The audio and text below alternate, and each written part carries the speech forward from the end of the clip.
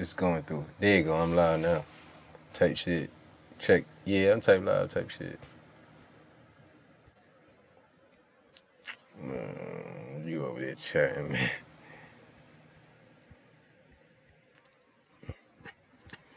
Man, stop it. Stop it, bro. You see it. Which one is this? Let me see what the fuck going on right now. Of the vote. Remember, we can show you guys where the vote is out. These giant bubbles, the bigger the bubble, that's how many votes still have to be counted. So you can see a lot of the rural counties, a lot of them are coming in. There's still some in the rural county that are out, but the big area, remember, 50% of the vote is going to come around the Atlanta metro region. Let's also talk about Pennsylvania, guys, because we're getting close to getting some information in Pennsylvania. And remember this, 2020, Joe Biden wins the state. It is going to be the keystone state and the key to the election tonight. Trump won it in 2016. The difference about 40,000 votes. In 2020, he wins by about 80,000 votes. Biden does. The interesting that has happened, and we've learned a lot about Philadelphia, the counties around Philadelphia, places like Chester, places like Montgomery County. Those people in the know call it Munco. We'll talk to Hallie about that, as well as Kristen Welker as well. Delaware County, Delco, and Philadelphia County. This area right here, this makes up about 30% of the vote for Pennsylvania. We're going to be watching what happens here. What's interesting that happened here in 2020, so Biden actually underperformed Clinton,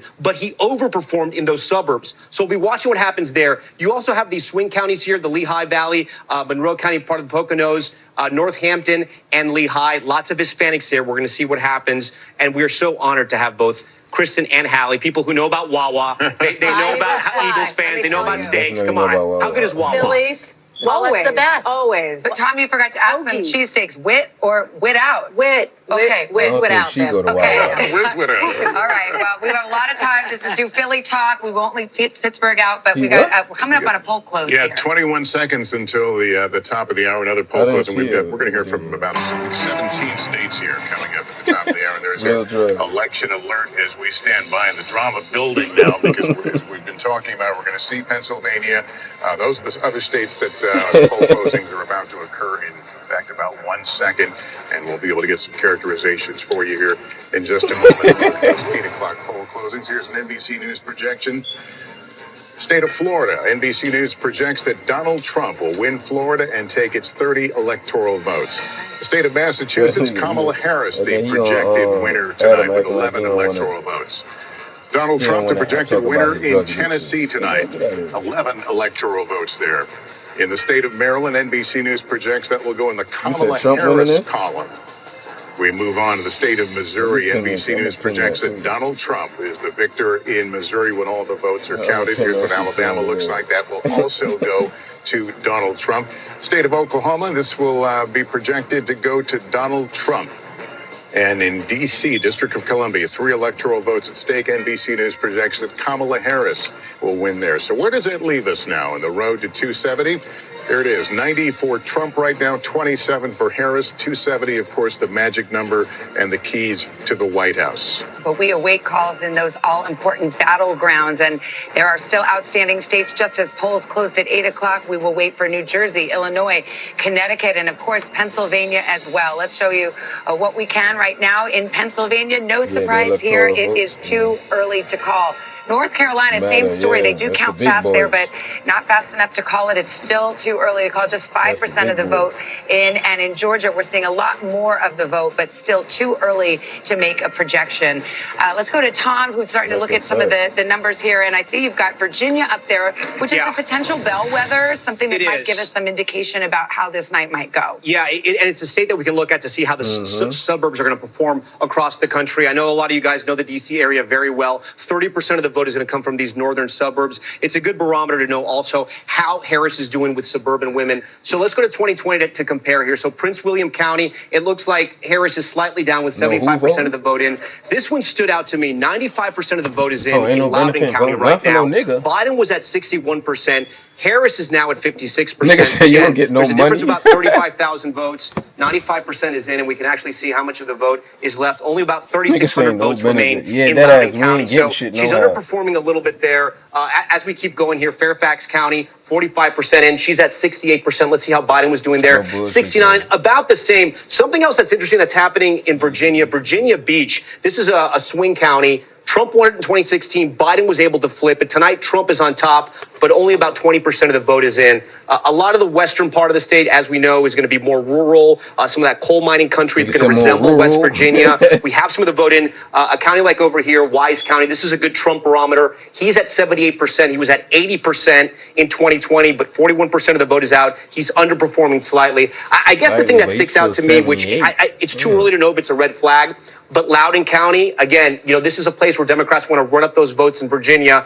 Not that Virginia is in danger for Democrats because they were able to run up the score in 2020, but Trump in 2016 got close. He got within 5 points. A number like this, it's going to worry them a little bit, but I know you guys know much more about that area than I do. Well, actually, we're honored to have a resident of the Commonwealth of Virginia with us, Chuck Todd. So, I mean, you look at that, those suburban collar counties around Washington, D.C. very well. Is that a warning light if Kamala Harris is not performing as well as Biden did in some of those suburban, exurban counties? It could be if we're going to see that if it's moving. Virginia is sort of the gateway now to the north rather than being, I always joke, it's sort of seceded from the Confederacy. Right, it is the one southern state that has been consistently a Democratic state, not even a swing state anymore. So if that is consistent, yes. One thing I've learned, though, with the Northern Virginia vote, you may have 95% of the vote in. That 5% can account for a lot more uncounted vote than people realize. So, and there is a sense. So that's a wait and see. Look, the bigger thing that I've taken away so far is we've been in the middle of a political realignment for a decade. And every one of these presidential elections, we're like, hey, look at this. The fact of the matter is Donald Trump's makeup of his electorate this time is much different than it was in 2016 or 2020. And I think we're seeing it both break on ethnicity and geographically.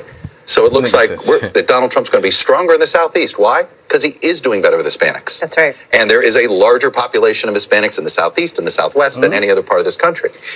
The exit polls indicate that she is going to do better with older white women. I've been messing around with Indiana. Indiana's not going to, it's a red state. Donald Trump's underperforming about a point or two in almost, even in the rural counties. Indiana's a very white state. You say you want to see what? Yeah, I just throw it out there. It's a tea leaf. They obviously border where those voters go. No, that she's performing a couple of points better.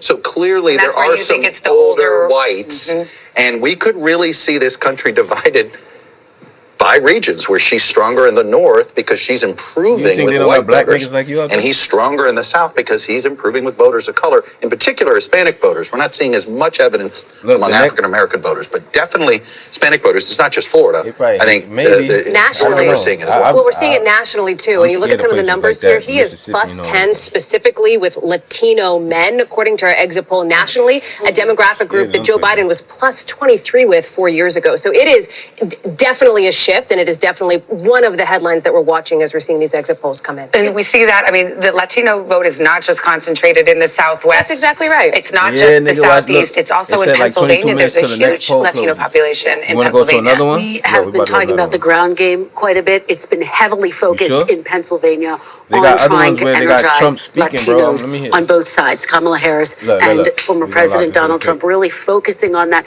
in places like Allentown. Then we got the other ones, like this shit right here. You got the recap of the debate. Here we go, Trump speaking right here. Your movie is really funny. It's really funny. By myself, laughing out loud hysterically today. 2016.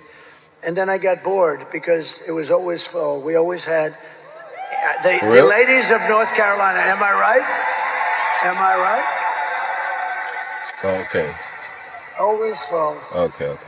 And you're going to have a nice candidate, whoever that candidate may be, and he's going to come in, and he's going to come here. You have 200, maybe 250 people. This will never happen again. I really believe it. I've been told that by many very sophisticated people. Front row Joes, they probably know. But, and you'll never see the front row Joes either. You know why? Because they don't want to be bored. They don't want to be. That's the end of the front row Joes. But we're going to do something. We're going to have a celebration. Let me just tell you, so I have 3 big ones tomorrow, and then I have 4 big ones on Monday, and then we shut it down, never to happen again. But, which is sad, but here's the good part. Hopefully we will have achieved our goal. We're going to become... So we're going to switch it then if they talking all that shit.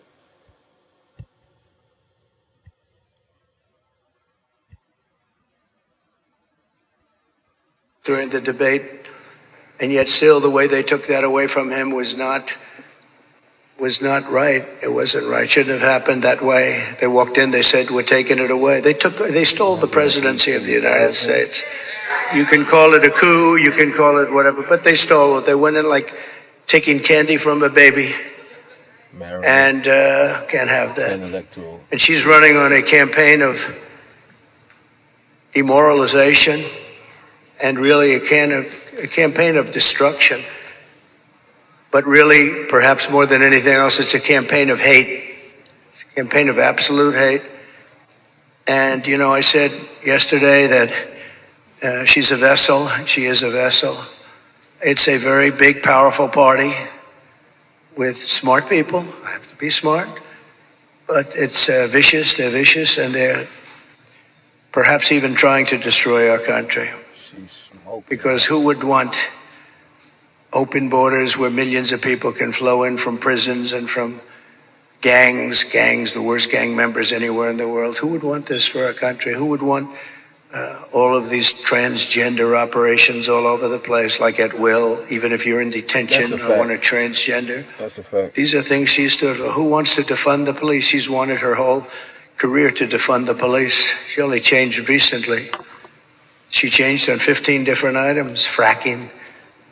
She was against fracking at the highest level. Wouldn't even think about it. Now all of a sudden, oh, I'd like fracking very much.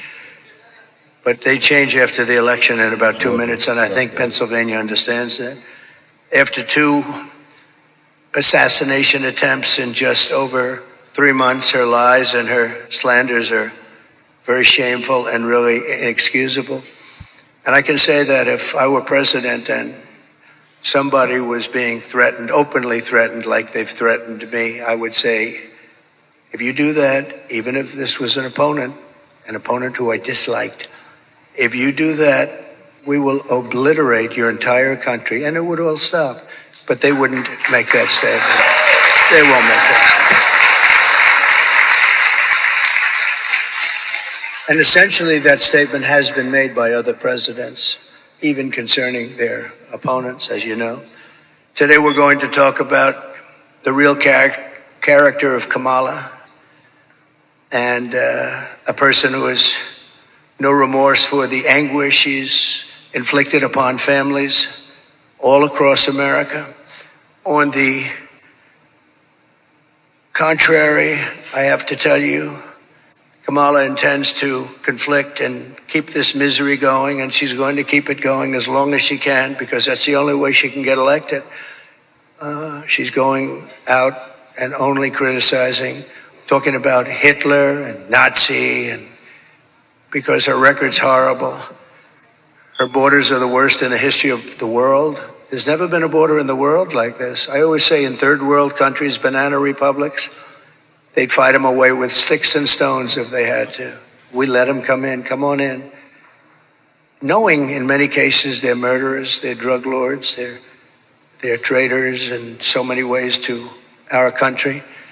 If they were involved in our country at all, even that, they're coming back in. People that left because they were traitors are coming back in. Everybody's coming back in. And it's at a level that we've never seen before. Criminals off the streets. And you know, other countries from where they're coming are now setting records, good records for them, where crime is down 70 and 75% because they're taking the criminals off the street. They're emptying their jails into our country. And they're not finished yet. I'm amazed. I thought they would have done it by now, but if you take a look at Venezuela, their crime is way, way, way down. Then you go to Caracas and you wouldn't recognize it. You can actually walk the streets without being shot or killed or mugged. It's becoming a safe city because they've taken all their criminals. Most of them, the rest are coming. They're all coming. They've taken their drug dealers and they've put them into the United States of America. Thank you very much, Kamala. I appreciate it. But she continues, and she will continue this misery, and her policies have caused such harm and such pain. And the three great people up here with me are going to just discuss that for a little while about what's happened to them, how their lives have been shattered. I'd like to begin with the story of one mother whose life Kamala has utterly destroyed this life. And we're talking about thousands of people in very similar situations every day under Kamala, open border policies. And if you remember, Joe Biden appointed her as the border czar. She doesn't want to use that term, let's say we'll just use a different term. She was responsible for the borders, totally responsible. Trump. She never made one call to Border Patrol. 2 weeks ago, the Border Patrol endorsed me with the most beautiful endorsement I think I've ever gotten.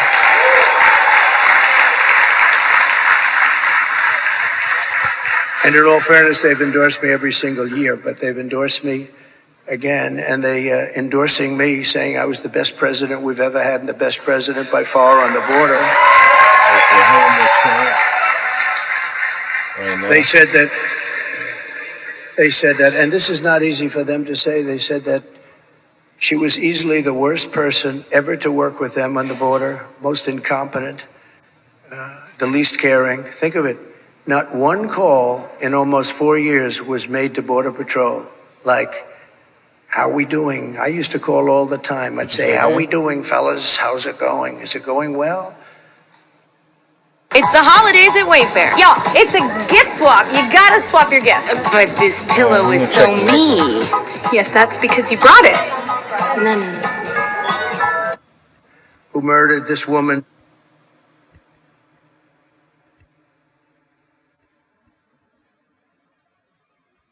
Georgia Republicans. Remember, there was a huge fallout with Brian Kemp, the popular Republican governor there after 2020. Trump and Kemp made amends, although they rarely appeared together on the campaign trail. The two singing from the same hymnal in the race's closing weeks, along with a lot of these other Trump candidates, could be helpful to Trump in that state. All right, Garrett, we have a call to make. This is North Carolina, the governor's race there. Josh Stein, the Democrat, takes the race there. He faced off against the Lieutenant Governor Mark Robinson, a very controversial candidate, and the polls had we talked about ticket splitting, where perhaps the vote for the presidency might be different than the vote down ballot. This perhaps will be an indication of that. Josh Stein, the winner of the governor's race in North Carolina. Just a brief word about this controversial lieutenant governor candidate. You both are jumping to tell me who wants to take. Let me just say one. We got 9 more hours to go here. One small thing, which is this, because Kristen will get into, I think, how controversial this Republican gubernatorial candidate was. But just remember the ticket splitting piece. This is a state that has ticket split president, governor before. That's it, right? So this, I think, they have a Democratic governor right now. That's exactly right. So if somebody's looking at this going, well, the Democratic governor won in North Carolina, doesn't that mean maybe that Vice President Harris is a lock? It does not. And just to throw that out there, this is a state that where Republicans know how to check a Republican for president and a Democrat for governor. But this was a campaign on Mark Robinson's behalf. It was beset by problems. Beset by problems because he was determined that he posted some highly controversial comments on an adult website. And so the backlash was massive. This result was expected. The question is, that was, by the way, one of the controversies. I'm giving you the biggest one. The question is, will he drag down support for former President Trump? We don't know the answer, but we do know that in 2020, President Biden was not able to win this state because there was, in part, it's believed, a controversial Democratic candidate for Senate. And that did sink his chances. Now, just to zoom out a little bit, a Democrat hasn't won the state of North Carolina since 2008, when Barack Obama did it. Trump added 3 campaign stops in these closing days of the race. But the whole weekend there, 3 days straight in North Carolina. How important this state is to his path. Also a sense that it might have been slipping away and trying to shore up. Absolutely. North Carolina was very, very tight in 2022. Trump won it, but it was right up there in terms of narrow margins. Which absolutely. And it's a good reminder that even if the electoral vote count ultimately has a pretty wide gap, these margins can be very tight, and those electoral votes, listen, they all go to the winner, right? So that's what matters here in a state like North Carolina. Well, we already talked to Garrett Haake, who was in West Palm at Trump headquarters. Let's go over to Peter Alexander. He's at the Harris headquarters in Washington. Hey, Savannah, you just heard from Garrett a moment ago talking about how Donald Trump's team seems to be satisfied that he is doing a bit better with those black and Latino voters right now. Similarly, the Harris campaign feels good that she is outperforming with white voters over Joe Biden's performance with them in some of our early exit poll indications in parts of the country right now. One thing they're keeping an eye on. Another thing I'm hearing from senior officials within the campaign as they get ready to start the program here is that they are seeing really good enthusiasm among those youngest voters, those college students in particular right now. They're talking about long lines. You know what? Let me do this. To start in the Star Spangled Banner, I'll give it back to you with respect to our country, then we'll come back in a moment. All right, Peter, that is Harris headquarters in Washington, D.C. We've got Tom Yamas over at the big board. Yeah, we're talking Georgia, right? Because it is so close. A reminder here, we're talking about Democrats feeling a little hopeful in North Carolina, Republicans feeling a little better about Georgia. If they swap, right, if Democrats win North Carolina and Republicans win Georgia, they're both 16 electoral votes. We're back to square one where we were in 2020. Let's talk about Georgia tonight, because what we're seeing is both camps are overperforming. So it's going to be a nail biter. Remember, in 2020, it came down to about 12,000 votes, a little under that. Let's start in Atlanta, the metro region. Cobb County, we have 57% of the vote in. And let's see how Biden did, 56%. This is actually, Cobb County tells the story of the Atlanta metro region. Newt Gingrich represented Cobb County. And look how Democrats have been able to run up the score. From Romney in 2012, Clinton flips it, and look how they're growing the margins. And tonight, that's exactly what Kamala Harris is doing. She's growing the margins in Cobb County. Let's go around. Let's see what we have in Fulton. Fulton, 53%. Let's see how that compares to Biden, 72%. She's holding her own around the Atlanta metro region. Let's see over here. Gwinnett, we only have about 1% in, not really worth a discussion there. Clayton County, 70% in, slightly overperforming Biden. That's pretty good. We'll keep moving. Henry County, 1% in. This is one of those swing counties we can talk about. 1% in. I don't know how much we're going to be able to say there. Rockdale County, again, those Atlanta suburbs, 77% of the vote in. She's overperforming there. Okay, that's Harris. That's the Democrats. Let's go to these rural regions. Rabun, 95% in. Trump at 78 in 2020. He's at 78 right now. You can see he's holding his marks. Union County, a little bit lower, but again, he's around the 80% mark where he should be, and overperforming in White County. Again, those are the rural counties. Let's go to Georgia's Black Belt, where they have counties with lots of African-American voters. Here in Doherty, this is about 70% African-American here, slightly overperforming Biden. So again, guys, what I'm trying to say here is that right now, it's very similar to what we saw in 2020. Trump seems to be hitting his marks where he was in the rural counties. In those African-American counties and around the Atlanta region, Democrats are hitting those marks. It's going to be very close. It's one of the reasons why when we click on Georgia right here, it is literally just too close to call, guys. All right, Tom, we got a lot ahead here. We're going to take a break and then another state closing its polls. Which candidate will it bring closer to those crucial 270 electoral college votes? We will be right back.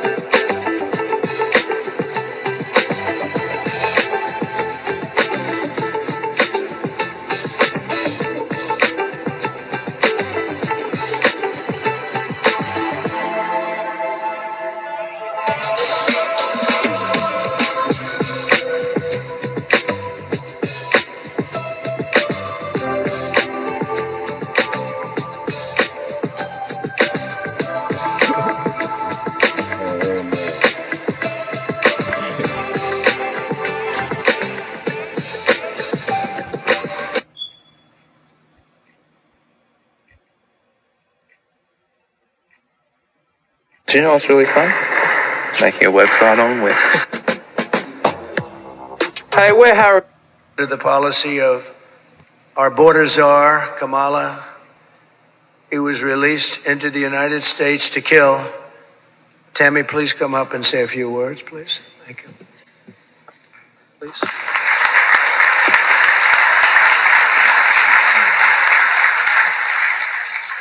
I just wanted to say that Homeland Security did not do their job. Health and Human Services did not do their job. The Biden-Harris administration did not do their job. If they would have done their job, made that one phone call to El Salvador, my daughter would still be alive today. Kayla was a very beautiful young lady inside and out. She was independent, learning to become independent. She had 2 jobs. She overcame obstacles dealing, with autism and was able to find a job that she loved. She loved animals, especially her cat Oreo, and she cared about the homeless. She loved God and she loved going to church. And her life was just ripped from her 3 days after she celebrated her 20th birthday. Thank you for having me here today. You gotta tan the ears too, bro. God damn. Thank you, Tim. And mean like a motherfucker. And we will not forget Kayla. She's looking down. She's very proud of Mom. Kamala's cruel and immoral actions on our border are actually disqualifying, in my opinion. She's unfit. She's an unfit person.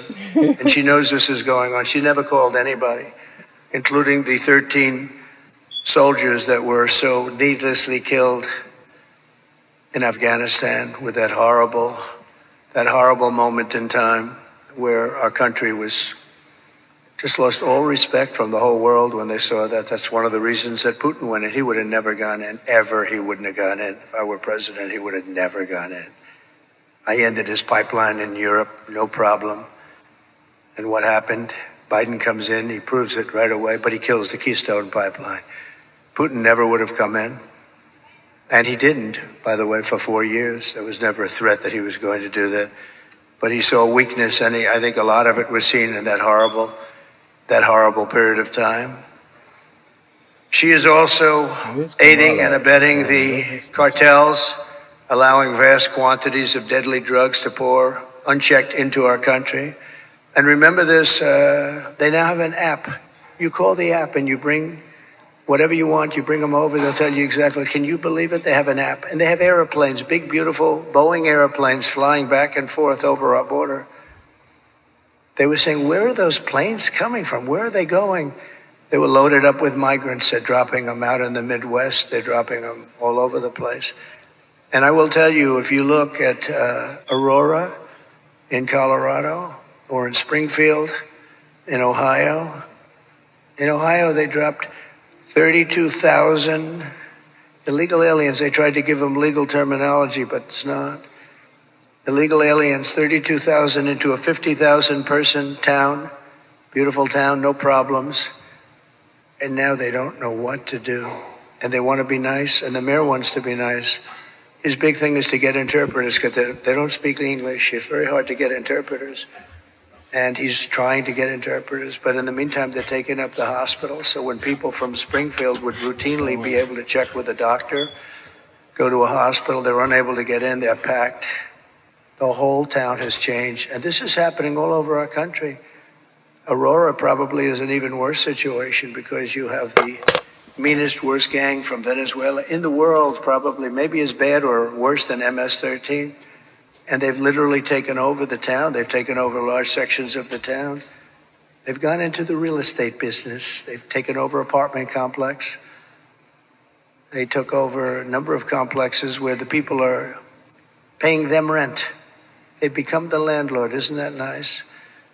And they're rough, tough people, and they have the latest weapons.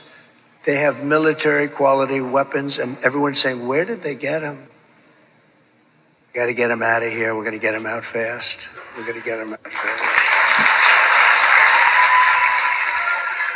So today, I'm announcing that for the first time under my administration, we will be seizing the assets of the criminal gangs and drug cartels. And we will use those assets to create a compensation fund to provide restitution for the victims of migrant crime, and the government will help in the restoration. The government will help in the restitution.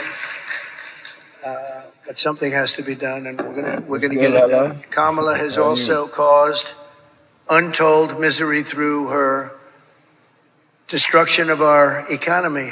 Our economy is not. This is just. It's like a fake economy. Some of the best people on Wall Street are saying the economy is only good because they think. I don't want to say this because other people have said it. It's not me saying it, but they think Trump is going to get elected. That's the only reason our economy is good. That's the only reason the stock market is up. You just watching the election, though. That's all I'm doing. Showing it right now. Scott is here, I think, someplace, and he's one of the most respected people on Wall Street. He's actually made a very big point of it, that the stock market is only doing well because of the fact that they think Trump is going to win the election. So we'll see. But Kamala cast the deciding votes that caused the worst inflation in our lifetime. Maybe the worst inflation we've ever had, because I don't think they're. Trump gonna keep pouring it on Kamala and what she did. We're gonna go to the next one. See what's going on with the voting. Battlegrounds. Michigan, for example, had abortion on the ballot 2 years ago, lifted Democrats' prospects in Michigan.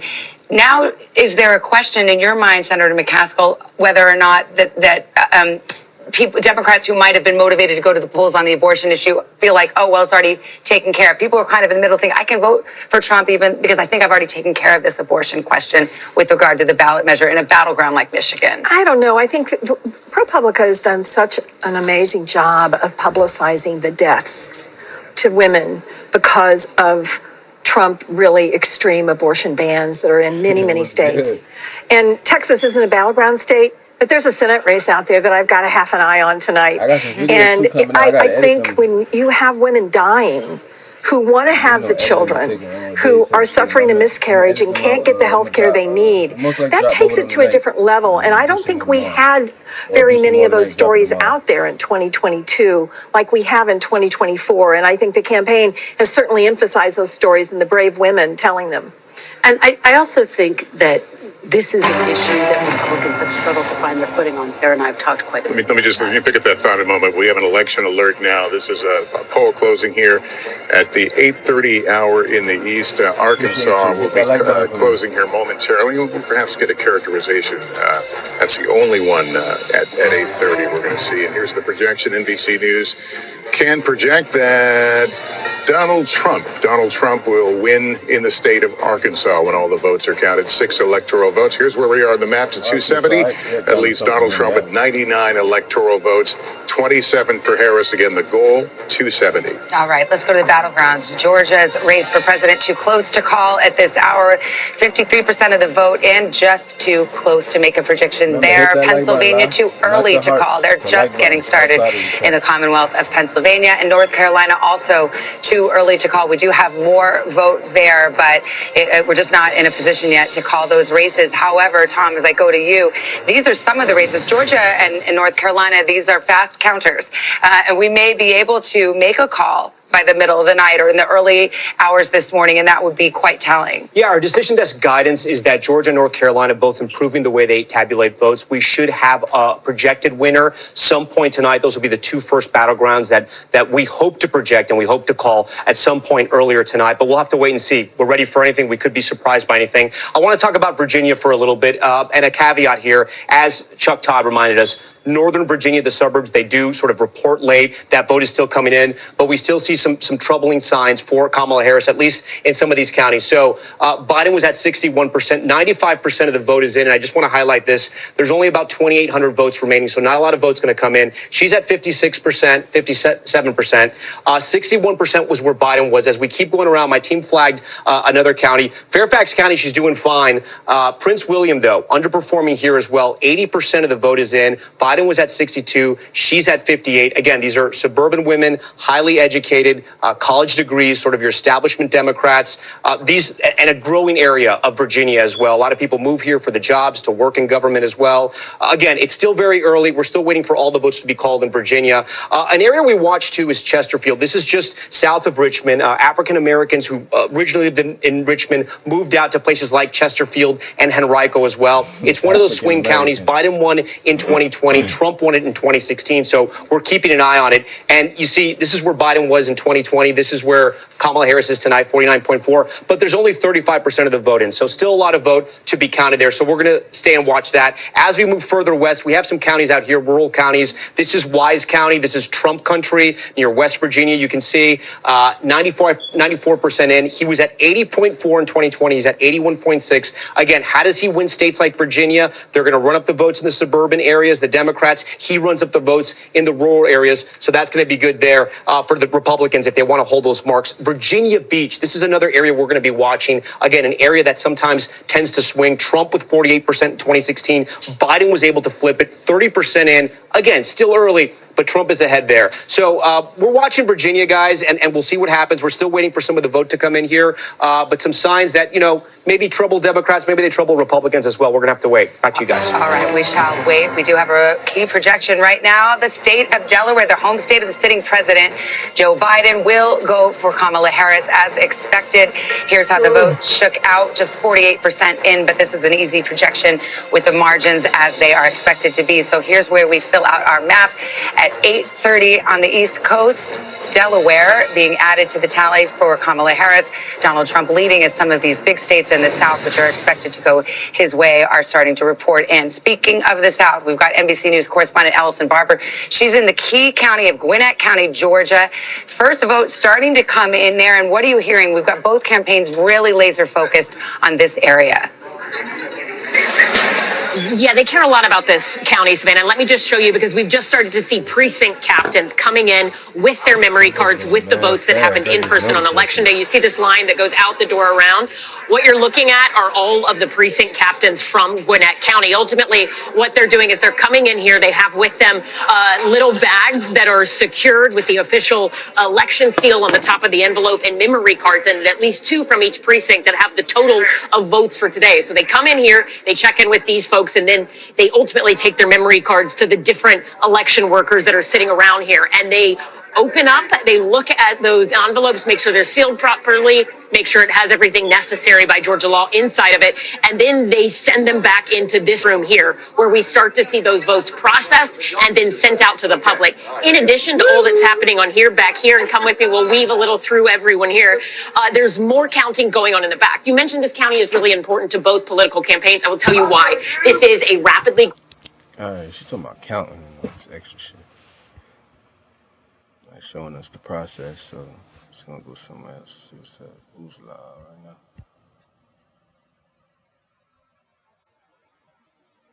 No.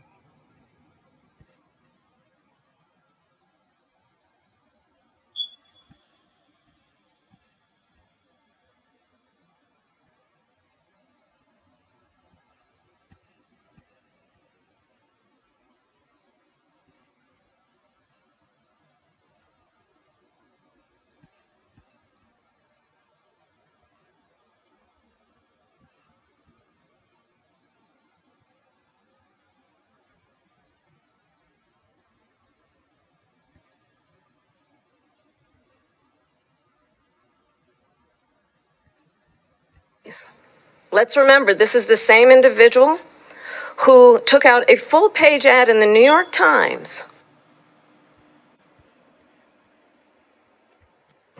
young Black and Latino boys who were innocent, the Central Park Five, took out a full-page ad calling for their execution. This is the same individual who spread birther lies about the first Black president of the United States. And I ain't lying. Obama ain't black, man. Stop it.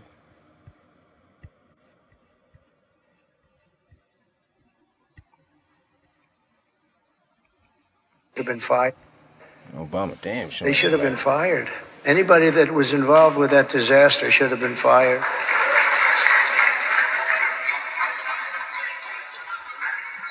She was one of 13 U.S. service members who lost their lives. Kamala said she was the last person in the room, that Kamala was the last person in the room. She was involved in everything. She takes credit for that. She was involved in everything. That means she was involved in disaster after disaster, because nothing good has happened with this administration. What's that? Except that our country has gone to almost a third world status. What's that emoji? Like popcorn? With Biden, when like you eating popcorn live? When Biden made a decision, she said she was there. Oh, she was there. But the Afghanistan decision was a disaster in so many different ways. And now you take a look at it, they're right back to what they were doing before, except much worse to women. They're worse to women right now than they were even before it started. But Kamala never reached out to the family members of the warriors. And she said she was going to, but she never did. She never called anybody. And Christy, I'd like you to come up and say a few words, please. Trump is calling all the victims. Kamala got all the celebrities, the black celebrities. Hi. Trump got all the victims. Good afternoon. Good morning. My name is Christy Shamblin, and my daughter-in-law was Sergeant Nicole Leanne G. Our family. And she was killed in the botched Afghanistan exit at Abbey Gate. She was the cornerstone. Getting 8 ads every 20 minutes is actually diabolical. Meet Pi, the ad blocker that actually works on Twitch, aka Gatherings and holiday meals and Christmases and baby showers. Our family and thousands of other families plan outings at funeral grave sites, and that is where we as a family celebrate my daughter-in-law at Arlington National Cemetery, because she is in the ground. Her story isn't unique to our family, she's just ours. There are thousands and thousands and thousands of wounded veterans who came home from that war, who need our help and who are ignored by our current administration. President Trump demonstrates peace through strength. I know what he told the Taliban when he was negotiating with them, because I've made it my business to know. And what he said to them when he was negotiating with the Taliban, he said, "I will kill you if you harm one hair on one head of an American." Oh no. I will kill you. President Trump shows up, he reaches out, and he can fix our country, and we can all heal together.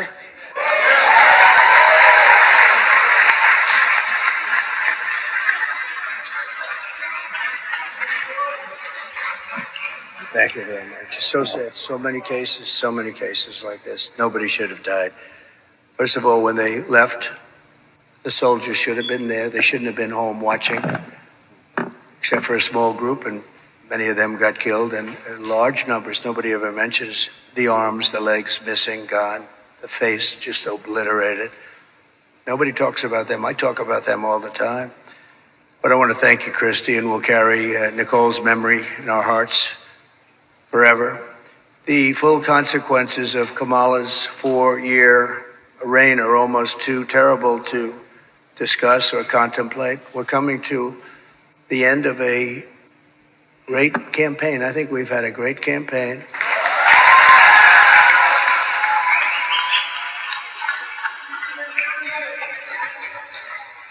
We've really not been provided the kind of protection that I needed as president, but I said we have to do it anyway. When Secret Service would ask for additional people, oftentimes we would be turned down. They were constantly asking for additional people. And I found Secret Service to be very brave. When I was hit and went down, they were right on top of me within seconds. I tell you what, those bullets were flying right over my head. I heard them. And these guys were right. I don't know how they didn't get hit, actually, but they were right there. You take a look at the video. One thing we would say, the video is there for people to see, but they were never given the kind of help that they requested because of Trump. Funny as hell. When I was hit, you were never hit, man. And that shit was a hoax, bro. Trump.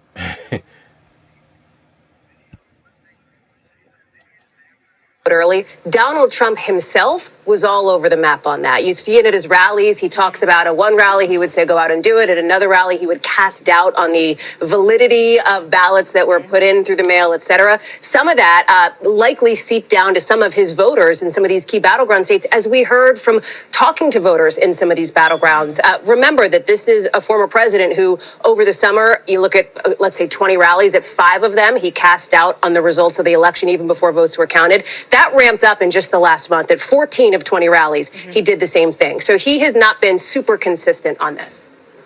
Let's go to Tom Yamas right now. Tom, as we speak, North Carolina, Georgia, and Pennsylvania are counting votes right now. Yeah, and we're getting ready for poll closings in places like Nebraska, and Nebraska could be the key to it all. And I know what you're saying, Nebraska? Yes. So when you look at our beautiful map here, you see the maps, the states that are red, the states that are blue, and our battlegrounds here that aren't colored in. And then Nebraska and Maine, they have this kind of where's Waldo effect. When we hit it, here's why. Nebraska and Maine, they both give out their electors a little differently. They're electoral votes. If you win the popular vote, you get 2 in Nebraska, and then they give them by congressional district as well.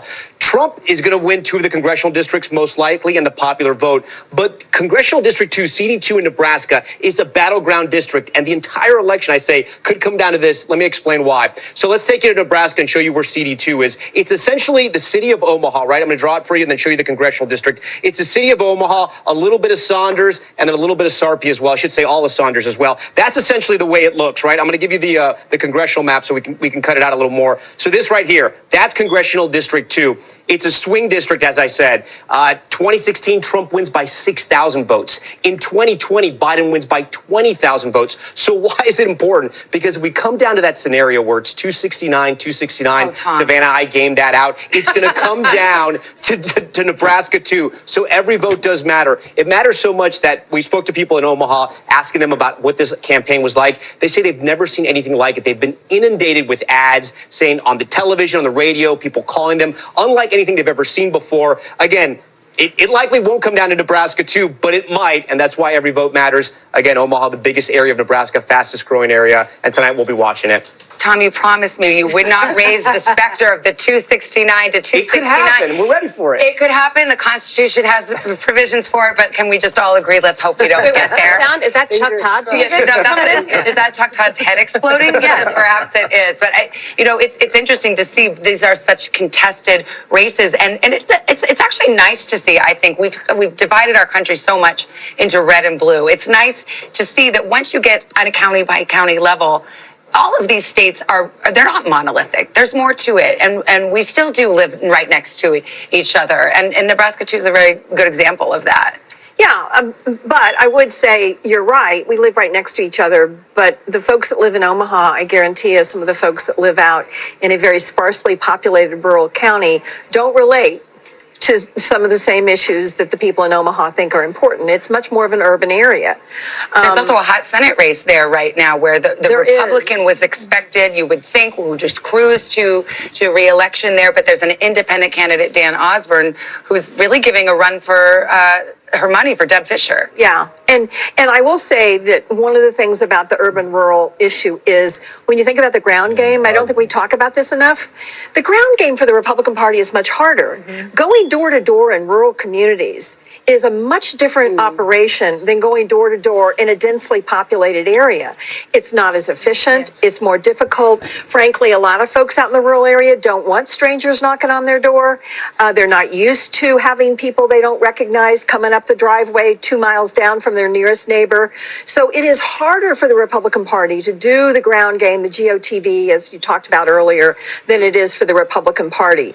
But it'll be interesting to see how this independent does in Nebraska. He says he's going to be independent. He won't caucus with either party. He won't vote for either leader. He says his job would be to try to bring the two parties together. It's probably a winning message right now. I just don't know if Nebraska's pretty red. All right, well, the drama is continuing to build. 3 big battlegrounds closing at the top of the next hour. Don't go away. We'll be right back as we count down the road to 270.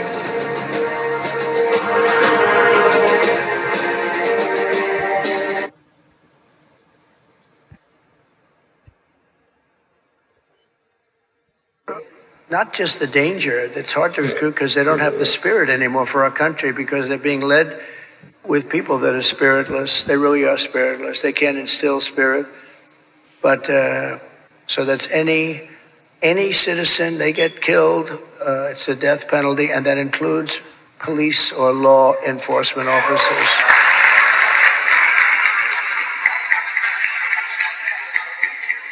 But we're going to revive our economy. We're going to use a system of very fair, very reasonable tariffs. As I said, so powerful. We've never used them. I used them. China paid us hundreds of billions of dollars, and no other president's gotten 10 cents from China. China had a free ride, but so did many other countries. European Union is taking advantage of us. They don't take our product, and yet we take their product all over the place. We take their farming product. We take their cars left and right?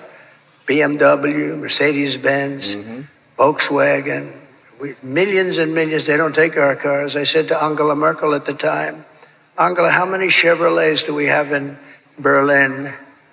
Why? I don't believe you have any. I said, you're right about that, Angela. Well, we're going to change it. But they don't take our product. We have a deficit with them of over $300 billion. Think of that. And people think of them as friendly, but they're very tough and very fair. I mean, look, they united in order to take advantage of the United States. That's why they united. That's why they formed their coalition. And that was done to take advantage of the United States. So we know how to take advantage of them. We're going to take it back. We're going to take it all back. Those countries, many of those companies will be coming back. They'll be coming back because when they're told that they're going to have to pay a 25% tariff or a 50% or 100%, we saved our steel industry when I imposed large tariffs on China steel coming in. They were dumping steel here by millions and millions and millions of yards of steel like nobody's ever seen. Our steel businesses were going out of business. We can't lose our steel industry. If for no other reason, our own security. We need steel. If we go to war, we're not going to go to war. We're not going to have World War III. But if we ever go to war, you better hope that we have a steel industry, or those beautiful tanks and everything else that we need to make won't be made. The planes, the tanks, the whole thing. And I saved it by imposing tariffs. They were dumping it. I think they were dumping it in order to destroy every steel plant would have been closed if I didn't do what I did. And we happen to be taking in, billions of dollars. In fact, it's so good that Biden has been trying his best to end it, but he's unable to do it. Too much money. It's been too much money. They're paying a fortune. But I would have had it a lot different. And we'll get along with China. We'll get along with Russia. We'll get along with everybody. We had the fake Russia hoax, which took 2 years. And then they came out with a report that we did absolutely nothing wrong. That was a stacked deck, too. The people doing it, they couldn't say there was nothing. We had nothing. They checked millions of phone calls, not one call made to Russia, not one call.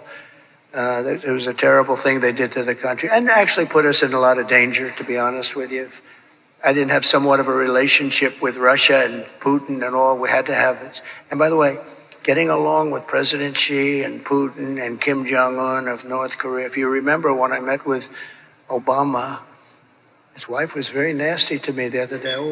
That was not nice. She was very nasty. She said nasty things. I was always very respectful of her, but she got up there, which shows you how nervous they are about what's happening. But she was nasty 2 days ago. She got up and said some bad things she shouldn't have said.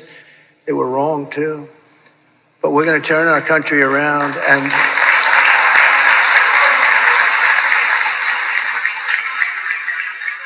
and we're going to pay a lot of respect to the three representatives, because that's what they are. They're representatives of millions of people. I mean, so many businesses are just dying right now. That millions and millions of people, they're representative of, and our wounded and our hurt soldiers, we have to take care of them. They came back from Afghanistan. Boy, nobody talks about it. They just don't talk about it, but I talk about them, and we're going to take care of them. We had the greatest success with the VA, the Veterans Administration. We had a 92% approval rating. We got it so they had choice because they were waiting 4 or 5, 6. They were waiting 4 or 5, 6 months, 7 months to see a doctor. And I came in and I got, with the help of some of the great Congress people that are here, We have some great ones. Thank you very much. Thank you. Thank you. Going in and out, quite a few of them. Live. You can just go and watch it yourself. And I didn't even tell them to be here. They want to be here because they know exactly. Oh yes, very good. We have one of the greats, but they wanted to be here. A lot of people wanted. I didn't tell anybody to be here actually, but they wanted to be. But we have to take care of our military. Think of this. Soldiers are waiting 6 months to see a doctor. Can you imagine yourself? You don't feel good. You could be cured with a pill or with a shot or with something very minor, like a minor operation. And after 6 months, you're now terminally ill. So I made it. And they've been trying to do this for 48 years. I made it. We call it choice, like school choice, which is also a very good thing, by the way. But we call it choice, where you have your choice. You go to a doctor. If you have to wait more than 1 day, you go outside, you get a doctor, you get yourself fixed up, and we pay the bill. And it's been unbelievable. I heard just the other day for the first time that Kamala and Biden are trying to destroy that. They're trying to make it so that you have to wait for 6 months again, back to where it was. We had a 92% approval rating, and now if they go back to that, you were going to have. I did another thing you weren't able to get because of civil service. You weren't able to fire people if somebody was a degenerate, if somebody was terrible, if they treated our heroes badly. We want them fired. We want them fired immediately. But we were unable to get them fired because they were protected by unions and by civil service. And I had it passed in Congress, which people have also been trying to get. And we were able to fire 9,000 people out of the VA and replace them with people that love our heroes as opposed to sadists. We had sadists. We had sick people. We had sadists in there that really harmed our great people, our great veterans. And we were able to get rid of them. We got them out. And we replaced them with people that can love and take care of these wonderful people that served us so well. So we did good. We had a 92% approval rating. They've been in the 40s and the 30s, and now it's heading back in that direction, I'm afraid. I hear they want to dismantle everything. And it's almost like you'd say, why? Why would they do that? Why would they do that? And yet they'll spend... you can't say money because they give away hundreds of billions of dollars to anybody that needs it, but they won't take care of our veterans. They won't take care of our people. They won't take care of our soldiers. They won't take care of our elderly. They won't take care of anybody, but they give every time certain people come to town, they walk away with $100 billion for countries that many people have never even heard of. So I just want to tell you, this is a campaign that's been long and hard. I've been on the road or campaigning for 58 straight days. I haven't taken a day off.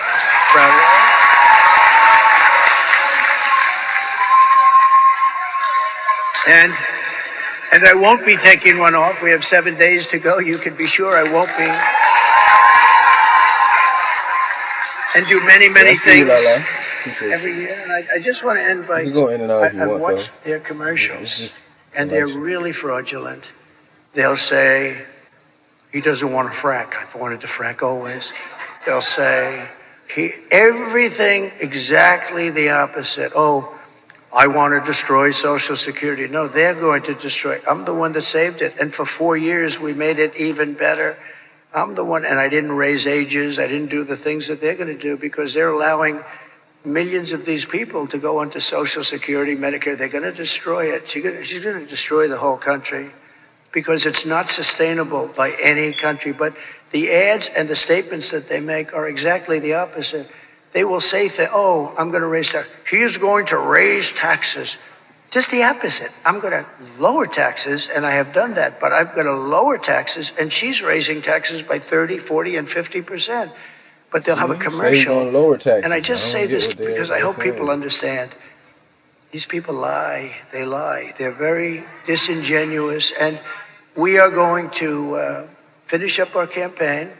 And it's interesting because I haven't taken any time off for a long time. I tell you who can tell you about that, all the people that follow us, including the people in the campaign, but including Secret Service, who has been working very, very hard. I will tell you, they've really been working very hard.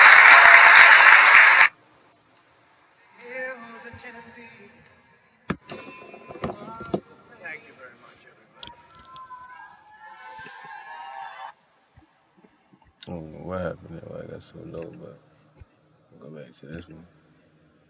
See what's going on over here.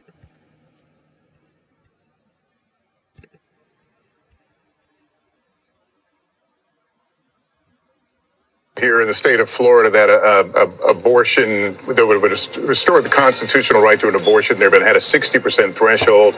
It will not clear it. So amendment for right to abortion will go down in defeat. 86% of the vote in there. Let's. This is super interesting. I'll just drop in here to say this. Okay, it was yes to protect in Florida, but you were seeing it needed a 60% threshold, as you said, Lester. This would be the first ballot initiative that we've seen anywhere in the country since the overturning of Roe versus Wade that has failed. However, but it had a higher bar. The other ballot initiatives were not this high of a threshold here. And I see you want to jump in. No, it's just the same number.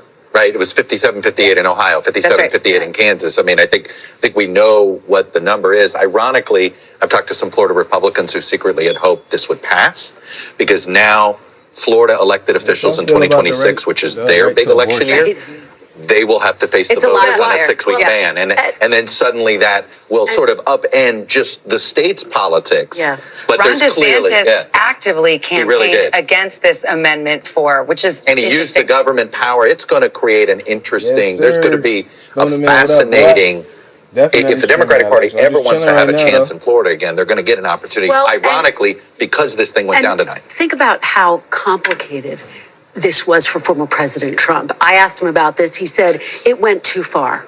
And then he was asked about it repeatedly throughout the course of this campaign. Well, how are you going to vote on this? And he was shifting his positions in the weeks leading up to this very vote. So it sort of underscores the point that Chuck's making. This is a very complicated This issue has Republicans in knots and Donald Trump in knots, and now it lives to see another day in Florida. And this is why the vice president and her team have been pushing on this issue. It is on the ballot as well in Arizona and Nevada. Trump orbit folks that I'm talking to think that there is a likelihood of perhaps ticket splitters in those states, people who will back these abortion ballot initiatives, but who will also back former President Trump. But you have seen the vice president hammer this in the state of Georgia. She went to the state of Texas, which nobody really thinks is going to flip blue on the presidential race, but she wanted to use it as a stage to highlight that state's controversial restrictive abortion law. She did it in Georgia with Amber Thurman, and in Florida, she talks about it as a place that she is concerned about. We don't have a ton of time because we're coming up on a poll closing. But in Iowa, whose polls are going to close, there was a late election poll. Iowa just had a very restrictive abortion ban pass, and this shock poll on the eve of the election had Kamala Harris carrying a red state. So it's just a very potent issue. Not to overread into it, but it is an indicator perhaps, and the pollster there, Gold Standard pollster, thought perhaps the abortion issue was motivating these older white women, right? A demographic we've been watching tonight. And Chuck, well, let's go to the election and we'll move right here. As we get some more poll closings here, we can give a few more characterizations. In just 3 seconds, all of these states will see their polls closed, and we'll begin counting the votes. Here is state of Texas. We were just talking about Donald Trump will win in the state of Texas when all the votes are counted. NBC News projects that Donald Trump will also win in North Dakota tonight. South Dakota, same story. That will also go into the Donald Trump column this evening. We move to the state of Wyoming. In 3 electoral votes at stake, Donald Trump, the projected winner in Wyoming. Here's the map. The road to 270 now getting interesting. 154 for Donald Trump, 30 for Kamala Harris. All right, let's go to the uncalled races just from those 9 o'clock poll closings, including New York, Colorado, Minnesota. So we still await results there. But let's go to Michigan. That's the biggie at this hour. Polls closing in Michigan, and it is, wait for it, too early to call. We will be waiting for it perhaps into the wee hours tonight. Arizona also too early to call. 7 o'clock in the Mountain West, 9 o'clock on the East Coast. Polls just closed there. Let's go to Wisconsin, the other of the blue wall states, along with Michigan and Pennsylvania, too early to call.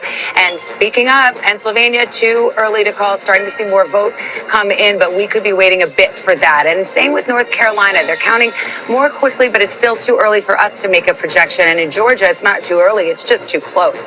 We are starting to see the vote come in. We've got 66% counted right now. And yet, despite the margin that you see there, we project not only what the margin is right now, but where we expect the vote to come in, whether it's coming from a Republican stronghold or a Democratic stronghold. So when you see that disparity and then you see us say it's too close to call, there's a method to that madness, Tom, and you've got Georgia up there. And I'm going to explain the method to the madness, right? The difference right now, 220,000 votes, Trump on top with 66% of the vote in. But Republicans, it can't even get close to celebrating just yet. These sort of UFO objects we have circling Georgia right now, this is the remaining vote. And the bigger that bubble, that means the more vote that is out. And the more vote that is out right now is in the Atlanta metro region. Remember, I told you guys earlier that about 50% of the vote is going to come from this area right here. The election is essentially won or lost in the Atlanta metro region because the margins are so close. Every vote matters, but because the margins are so close, Trump runs up that rural vote. The Democrats run up the urban vote. They run up the suburban counties around Atlanta as well. Let's take a look. Let's see how Atlanta and the surrounding counties are looking, the ring counties. Cobb County. Cobb County, 77% of the vote is in. Harris slightly overperforming where Biden was in 2020. Let's go over to Fulton County. This is where Atlanta is. A huge county for Democrats here. She's about where Biden was, 72% of the vote in. She can catch up and bring that up.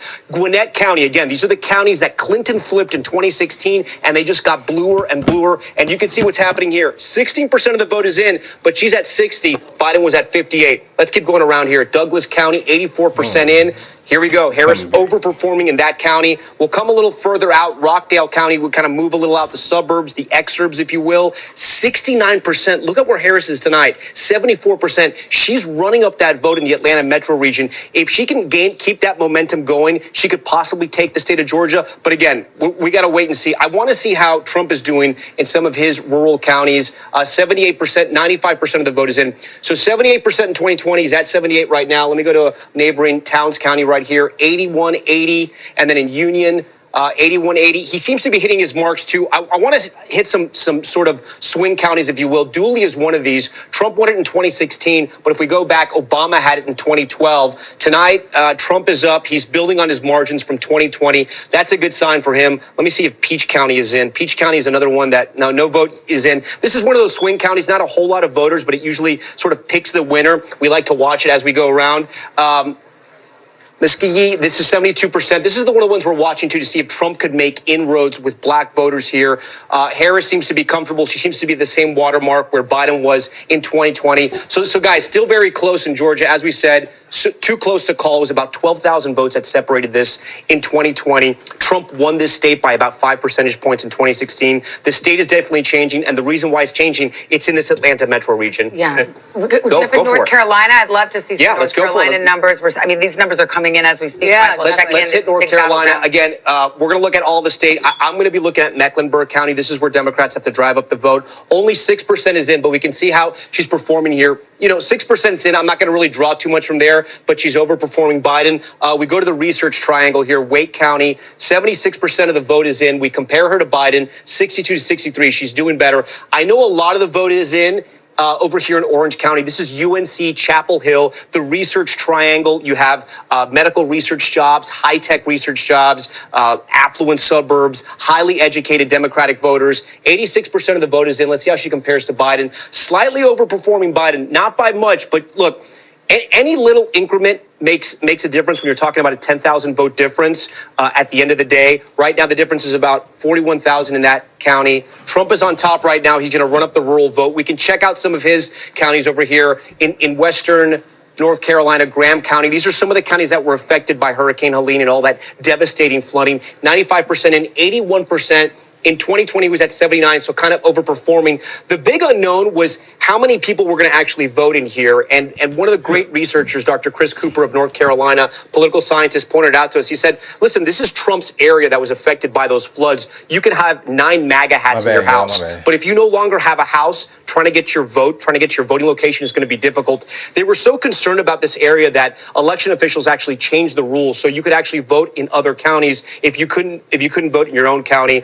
It looks like turnout's okay. We heard that from Sam Brock. Asheville is that blue dot in the sea of red in North Carolina.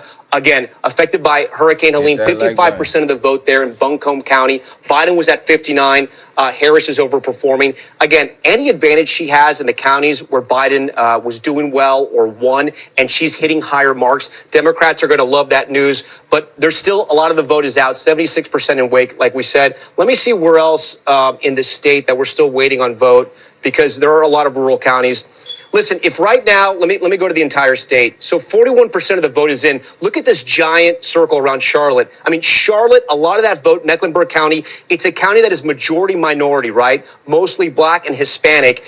And they're still waiting a lot of the vote there. That could be a very good sign for Democrats tonight. But some of the vote is out, like in these rural counties right here. If we check out Johnson County, just outside of Raleigh, connected to that, I'm actually kind of curious, even though only 8% is in here. This was a county that they were looking at to see if Democrats could make inroads there. It looks to be about the same, only 8% in, guys. But we're going to keep a close eye on North Carolina as more of this map gets filled out. All right, so here's where we are, 7 minutes after 9 o'clock in the East Coast. Polls have closed now of 6 of 7 battleground states, still waiting, obviously, for the 7th. Hallie, you heard the numbers. Break it down how we're viewing it through the lens of through the exit polls, which are coming in. And I got to give the grain of salt caveat, which is these numbers don't get finalized until closer to Thanksgiving, right? So we don't want to overread into them, but they are an indication of where things stand. And what I'm looking at, given that polls have just closed now in the rest of the blue wall states, Michigan and Wisconsin, here's something interesting. Look at the youth vote here. This is a little tricky to look at, but I'm going to walk you through it. Look at Vice President Kamala Harris. She is winning younger voters under the age of 30 in Wisconsin, but Donald Trump is right on her heels there with 47%. He is actually winning younger voters in Michigan, 51% to 46%. And if you take a look even further into this, you can see that he is overperforming where he was among young voters in the state of Wisconsin, 47% now. That's a double-digit increase from where he was 4 years ago. It's a similar story in Michigan, and I will also tell you it is a similar story in Pennsylvania as well. You see the Michigan numbers here. Similar story in Pennsylvania as well when it comes to young voters. Now, we've been doing a lot of counterpoint tonight, so let me fill you in as I walk back to the desk. One of the counterpoints here is in Michigan and Wisconsin, Vice President Harris is doing better with older voters than she was relative to 2020. So there's some interesting dynamics at play here. Well, it's interesting because we saw Gotti Schwartz in Arizona on the campus of Arizona State University, which gives me personal pain as a graduate of the University of Arizona. But I mean, he may be in ground zero of this very thing that exit poll is showing, which is young voters, young male voters, which the Trump campaign worked very hard to turn out, are responding accordingly. Some of them are talking about this Joe Rogan podcast. Can't say I'm a regular listener to it, but he endorsed on the eve of the election, and that was extremely influential. It could be very influential. And remember, in some of these states, you have same-day voter registration, and who takes the most advantage of it? Younger voters. That's right. You know, it was interesting. A lot of Democrats were very optimistic about some of their chances in some of the big Midwestern states for House, Senate, and the presidency, because unlike 2020. The Ann Arbor kids are going to vote in Michigan this time in 2020. They voted in their home state. The Iowa City kids in Iowa, the Madison kids, and that this time they were all going to actually be in the battleground states. Because of the pandemic, they were home. The pandemic, they were home and more dispersed. Obviously, a big chunk of Michigan voters are from Michigan. University of Michigan folks are from Michigan, but there's quite a few that aren't. And Democrats thought that could be a secret weapon for them. If the young men are pulling for Trump, then it's not as much of an impact. Still, there's a massive gender gap among young folks. Let's not. In fact, it may be bigger among young voters young than men any young other women. age group. And then we've seen as Laura Jarrett joins the table here, and I know you're looking into some of the legal issues, but also following these ballot referenda, including the abortion measure that needed a 60% approval, didn't quite get there, 57%, so it went down to defeat in Florida. But to carry on this conversation, young women have been highly motivated by this issue of reproductive rights. Women of all ages motivated, young and old, and obviously it didn't work in Florida, but the threshold was higher there, and we are still looking at a number of states, including places like Arizona, Missouri, Nebraska, South Dakota, all of which would change the right to an abortion to be enshrined in the Constitution, not something that you could take away easily. Once it's there, it can't just be wiped away when the change of legislature happens. And in those cases, it's a much different situation where you have to just get over a 50% threshold. And so it'll be interesting to see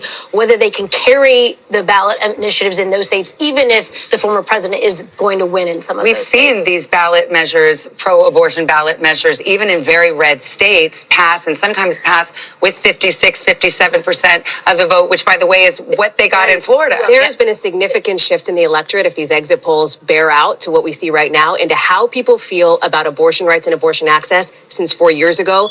I would suspect it is entirely probably because of the overturning of Roe versus Wade. In 2020, 51% of people felt that abortion should be legal in all or most cases. You know what it is now? 66%. That is a significant jump. Let me just quickly interrupt. We go back to this second, but I believe we have another call to make, and this is in the state of Mississippi. NBC News now projects that Donald Trump will take all 6 electoral votes and will win in Mississippi.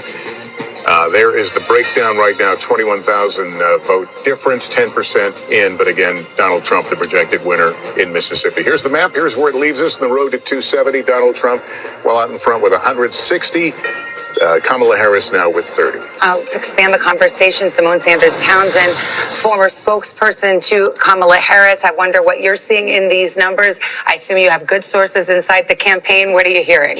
Greetings, everyone. It's good to see you. So what I am hearing is that Democrats writ large in all of the battleground states, and I've been talking to party chairs, folks within the campaigns, but also the organizers on the ground, they're feeling encouraged by what they're seeing from college campuses specifically. In Wisconsin, for example, in the 3rd Congressional District, there are 2. Pick this guy.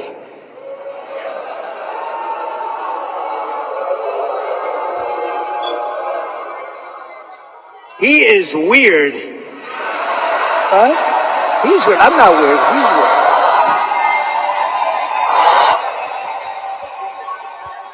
weird. Oh, this bullshit.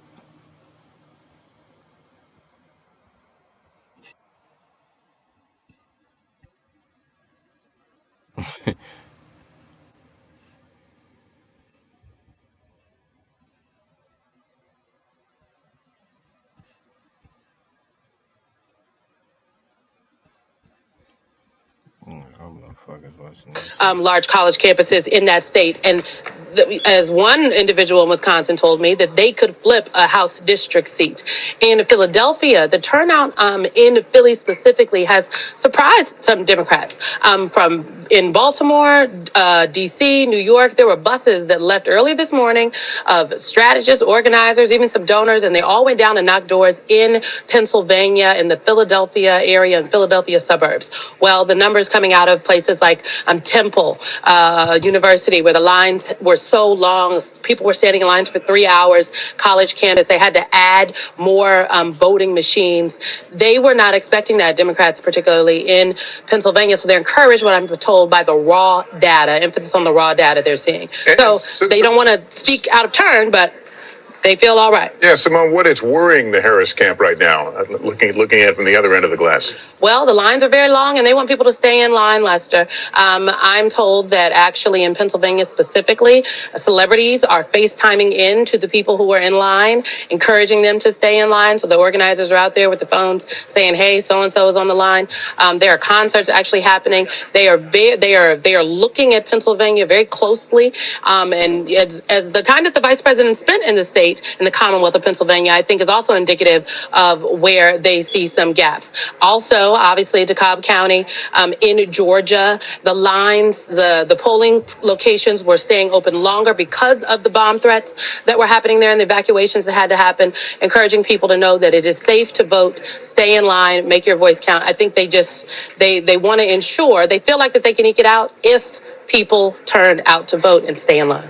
All right. Simone, thanks very much. We want to turn now to Garrett Haake. He's at Trump headquarters in West Palm Beach, Florida. And we just got the inside scoop from the Harris campaign. So what are you hearing from the Trump campaign about what they're seeing in these battleground states in the early going? Savannah, the Trump campaign is very buoyed by what they've seen out of Wisconsin, specifically among black voters. They're pointing to our exit poll, which shows Donald Trump more than doubling his support among African Americans in Wisconsin. I cannot emphasize enough how much this has been an emphasis for the Trump campaign to try to improve their margins. They got blown out with African American voters in 2020. If they were able to move the percentage that they got from 8% to 10, 12, 15, in this case, based on these early exit polls, getting 20% in Wisconsin. That's the kind of thing that could make a huge difference in a race that might be decided by 15 or 20,000 votes in those states. They spend heavily on television. They spend heavily on African-American media, trying to find celebrity validators for Donald Trump, and particularly to reach out to young men. If Trump pulls this off tonight or in the days that come, those small changes at the margins among African-American men, I think, will be a huge part of this story. All right, Garrett, thank you. I want to go over to Peter Alexander at Harris headquarters, Washington, D.C. And how's the feeling there? What's the vibe?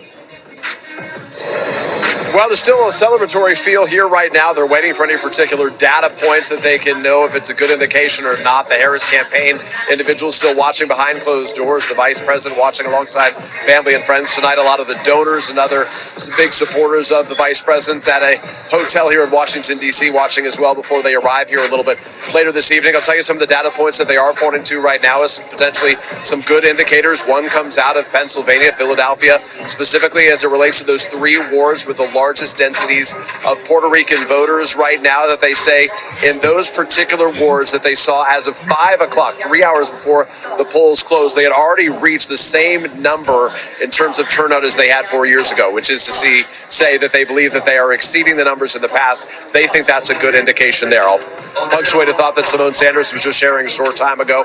I am hearing again about those college campuses right now, everywhere from Nevada, UNLV, all the way to a series of separate campuses in Philadelphia itself. Temple, one of them that they named Lehigh, Lafayette, elsewhere in the state as well. And she was talking about what is really key to the campaign right now in these sort of late evening hours, even after the polls have closed. They don't close if you were already in line. It's a message that they're sharing right now, FaceTiming in Jennifer Garner and Demi Moore, among others, to keep those folks in line. All right, Peter. Simone was making that point a moment ago about they can keep them in line. You can keep them in line if Jennifer Garner's on the other line talking to your mom or Paul Rudd, and that's the strategy there. We've got a race to call here. Louisiana, no big surprise, but if you're filling out your map at home, you can add Louisiana there. Just 22% of the vote counted, but again, the margin expected to be rather large. So here's the map for those watching at home. The South, of course, reliably red for Donald Trump, and at this early hour, he is far out in front, but we await those key battleground states, and I think we've got Tom over there talking the great state of Ohio, a former battleground. Semi-battleground, right? We got exit poll data out of Ohio as well. 17 electoral votes, about 55% of the vote is in. Trump is on top by about 266,000 votes. I want you to remember that number. Write it down if you can. I know it's kind of a big number, 266,000. The reason why I want to highlight that difference, because when we punch up Ohio here, so that's the spread, 287. It just changed. That's how fast voting data is coming in. Again, you know, I love going to this. The remaining vote that's there. Again, here's the issue. The remaining votes in the Democratic counties like Franklin, which is Columbus, Cuyahoga, Cleveland. Look at the numbers here. In Cuyahoga, look how many votes are still out. 377,000. She's on top by 71%. Let's see how she did compared to Biden 4 years ago. 66%. So she's overperforming in Cuyahoga, and there's still a lot of that vote that's out. Let's go down to Franklin County. It holds the capital of Ohio, Columbus. 68%. Overperforming there with about 60% of the vote that's in. And then again, 266,000 remaining. So just those 2 counties, we're talking about more than 500,000 votes. And that's way bigger than the spread for the entire state. Hey, Tom. Yeah, go for it. I mean, when you talk about some of her overperforming in those areas, the reason we expect Ohio likely goes red, but let's talk about the Senate race there. Yeah, because we have the control of Senate hanging in the balance right now, and it hangs on this Senate race. Yeah. Bernie Moreno, the car dealer, versus Sherrod Brown, the incumbent. What are you seeing? Yeah, so look at this. Neck and neck. The difference here, only 74,000. So what does that mean? That means the Republican in this race is underperforming Trump. There could be a split ticket issue here. Again, way too early, 56% of the vote in. But look, the difference here is 74,000. Remember that number I was telling you to remember? It was over 200,000. So that means that Trump is overperforming right now. Bernie Moreno is underperforming the Republican candidate. The incumbent is still down. But again, remember what I told you. There's a lot of that vote that's out in Cleveland, in Columbus. I'm going to look in one more spot here. Let's get back to the president's race. In Hamilton County, which is Cincinnati, she's at 62%. Biden was at 57. Again, look, this could be some of the early vote that's come in. It could be some of that blue mirage. Again, we're prefacing this is all early, but I'm going to get back over to you guys because there's a projection. Yeah, Tom, we got a projection in the state of Rhode Island. NBC News projects that Kamala Harris will win in Rhode Island when all the votes are counted. 4 electoral votes for her. Here's where the breakdown is. 31,000 vote difference, 74% of the vote in, but again, Kamala Harris, the projected winner there. Let's pull up the map, the road to 270. That brings Harris now to 34 electoral votes. Donald Trump still well out in front with 168. Remember, 270 is the prize that we're working our way toward. We'll take a break here. It's 9:30 in the East. The vote counting coming in. Our decision desk standing by to make more projections just ahead.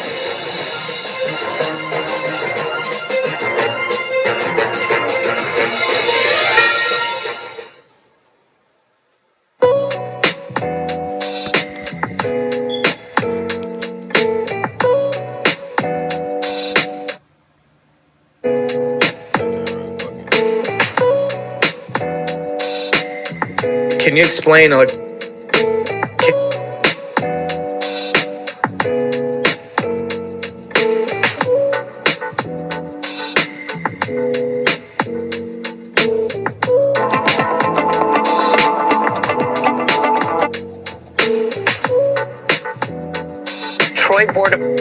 Detroit board. Turnout of more than 50% in Detroit, which is a number that might be of interest to the Harris campaign. Now, the Detroit election official says there's been no chaos, no pandemonium, no banging on the windows like there was 4 years ago. He says he jokingly said he thought he heard them singing Kumbaya in the hall. All right, David? Juju Chang in Michigan will be checking back in with you, Juju. I'm looking at North Carolina, less than 100,000 votes, about a 70,000 vote margin between the two candidates. Stay tuned here. The numbers are just coming in. They're just getting interesting. Your local news standing by, and we'll see you in just a couple of minutes here. Don't go away. It's the holidays at Wayfair. Y'all, it's a gift swap. You gotta swap your gifts. But this pillow is so me. Yes, that's because you brought it. No.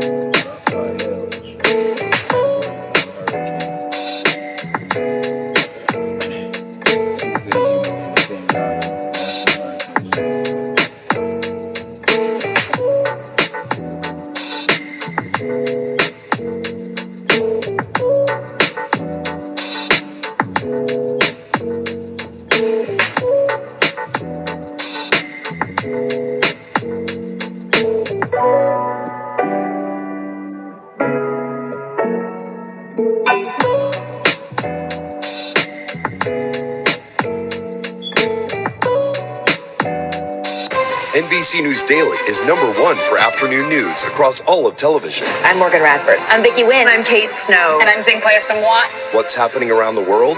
Israel's military is building up there along the border. And what matters here at home? New numbers are out today showing more encouraging signs for our economy. Let's zero in on exercise. We know we're supposed to be doing it. What does it do for our health? What needs to change for social media to be a safer place? NBC News Daily, weekdays from 12 to 4 on NBC News Now. Nice to have you along with us, whether you're at home or on our plaza. We're just glad you're with us this morning.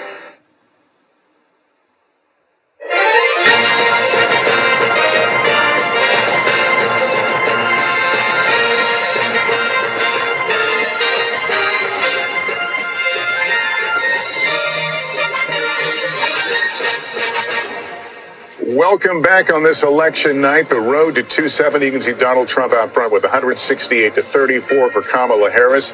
Let's show you how we can characterize some of the states right now. These are states that haven't been called. Virginia, our characterization on that is it's too early to call. More than half the vote in there as well. Let's look at Ohio. We were speaking that a moment ago. 17 electoral votes, not considered to be a battleground nonetheless. We look at it, that's too early to call right now. Also, Colorado, too early to call. Kamala Harris leading now with over 100,000 votes. In Iowa, Kamala Harris, Donald Trump, that is too early to call as well.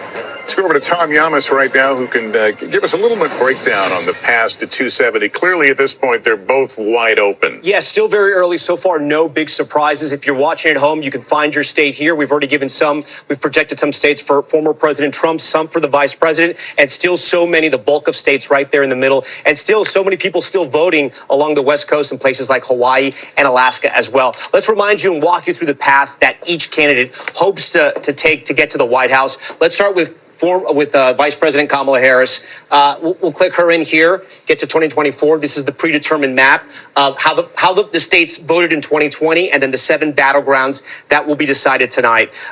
So her easiest path is Pennsylvania, Michigan, Wisconsin. She holds that blue wall. If she can do that, she gets to 270.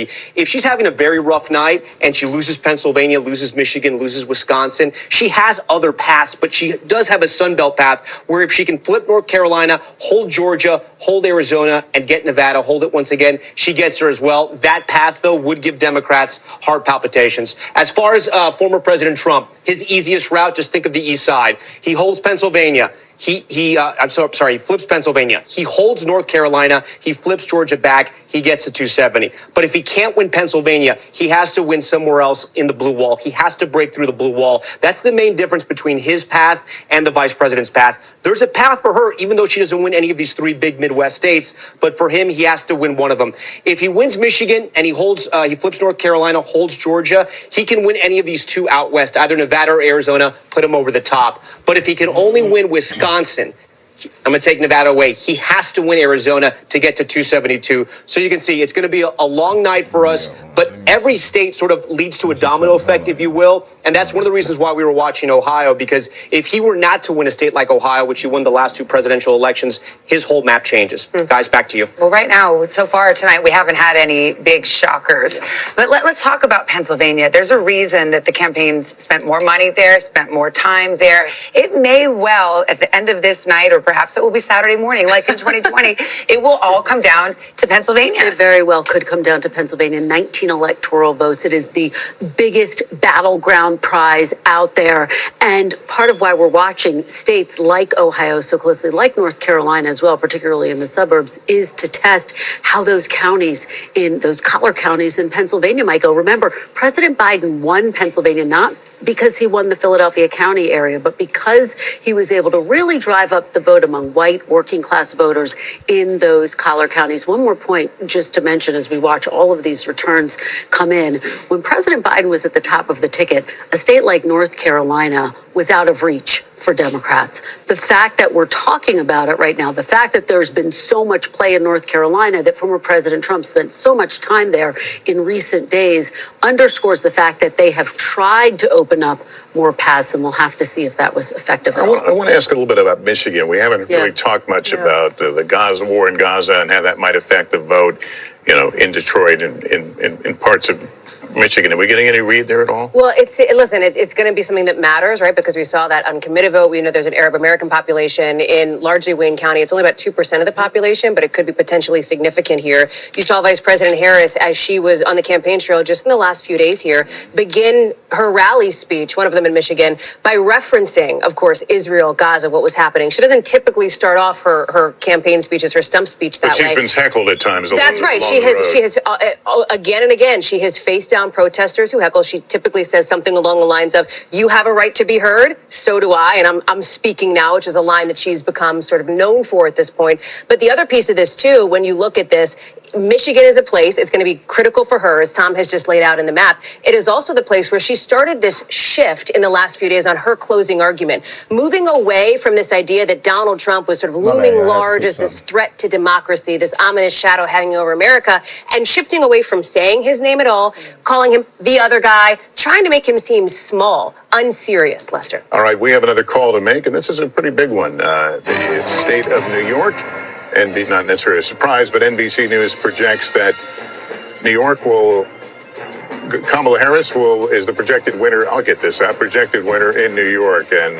there you see the vote difference, 845,000 33% in. Here's the map to show us where we are on that road to 270. That puts Donald Trump out front with 168. Harris with 62 now. Let's continue this conversation about Michigan, about young voters, because this issue that you raised, Gaza, Israel, this is a very potent issue with young voters, with the many students. And we see Kamala Harris struggling with that. We've seen ads by third-party groups in Michigan trying to bring up that kind of dissent that is going on. It's very interesting. In the primary, there was an uncommitted vote, sort of a protest vote against President Biden. 100,000 people voted uncommitted in the primary. The margin in 2020 was 154,000. So this is a constituency that very much matters. Absolutely. And with young voters right now, we just had Hallie, you brought this up on the data wall a little bit ago. Trump is leading young voters. And again, that gender gap is playing out right here. It's large with voters under 30. Of men, 59% going for Trump, 39% going for Harris. Women, 54% Harris, 44% Trump. He's continuing to close those margins. The other thing that's interesting about Michigan, of course, there's a 52,000 person campus, University of Michigan. Back in 2016, Trump only won by about 11,000 votes. On that campus, I actually anecdotally heard students energizing other students by saying, if only a fifth more of this campus were to have come out, it could have made a difference. So what does that look like right now? Who does that mean did better on those campuses if we start to see those margins be eat away at? And you'll recall back in 2016, sorry, Hallie, you'll recall in 2016, Hillary Clinton, when she did the postmortem of her campaign, the criticism was she didn't spend enough time in Michigan. And so what we've seen from the Harris campaign is she has been there. And Trump has certainly been there as well. He closed out his campaign there. And so the Democrats have tried to learn from the mistakes of the past. Trump has been very focused on that area as well because he knows he's got to. Well, just to demonstrate how complicated politics is, Harris is on defense to a certain extent over her stance with Gaza and Israel, the Biden administration stance in Michigan, but then also losing some of the Jewish vote, for example, in Pennsylvania and Florida. We've heard about that anecdotally as well. It's about the bottom of the hour. We can do some race checks here. You mentioned Michigan. Well, let's put it up there. Let's see what we've got in terms of results, and the votes are being counted in Michigan, one of those key Midwest battlegrounds. It is too early to call. That's just about a little over 10% of the vote, but now you've got an eye on what we've got there. Arizona polls just closed a half hour ago. Way too early to call there. It may well be days before we're able to call that one. Wisconsin, another in the industrial Midwest, too early to call. Just starting to get the votes counted. Pennsylvania, stop me if you've heard it before. It may all come down to Pennsylvania, and it is too early to call, but we're about 30% of the vote there. North Carolina, also too early to call at this hour. And staying down south in the Sunbelt state of Georgia, which President Biden carried 4 years ago, and former President Trump badly wants to get back into that red column. That is too close to call at this hour. So here is the road to 270. That is the magic number that a candidate needs to win the White House, and that is where we are in the early going at this hour. I always wonder what it looks like from the other side, from the candidates, when they're doing the same thing we are, essentially, pulling up these numbers, trying to weed through them, trying to figure out where you can be optimistic, when you don't have the pressure of people looking at you. You want a fun fact? Fun fact alert? We love it. The last election was decided in 4 states by approximately 80,000 voters. You could fit those voters into Cowboy Stadium. Wow. That's you what did we're your talking homework, about. girl. Let me tell you, that is a good My husband's going to be very mad at me that I didn't say Eagle Stadium, but it wasn't the right number for the stadium. I tried. You stick with any stadium you want. Yeah, have you got next polls? He's sad about the link. Yeah, I do. And this is a more broad look at the issues that voters say are important to them. As we're talking about some of these issues in these key battleground states, nationally, we saw something really interesting here, right? We saw consistently in public polling over the course of months, it's economy, inflation, cost of living that voters said over and over again was the most important issue to them. But look at this electorate. From our exit polls that we're seeing now, and again, this could shift a little bit. These numbers could still change a bit as more waves of information come in. But look at what's number one. 34% of voters say the state of democracy is the most important issue to them.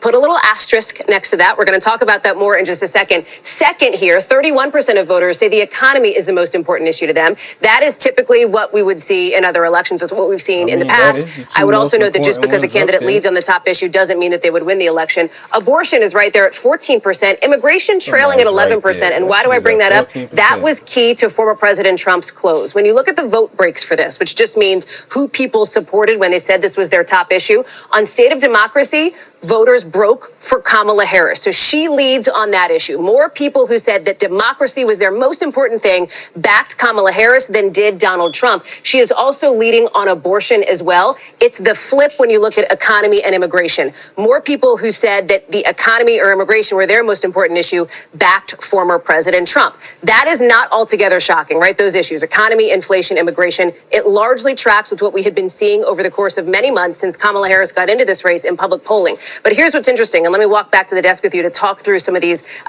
democracy issues here.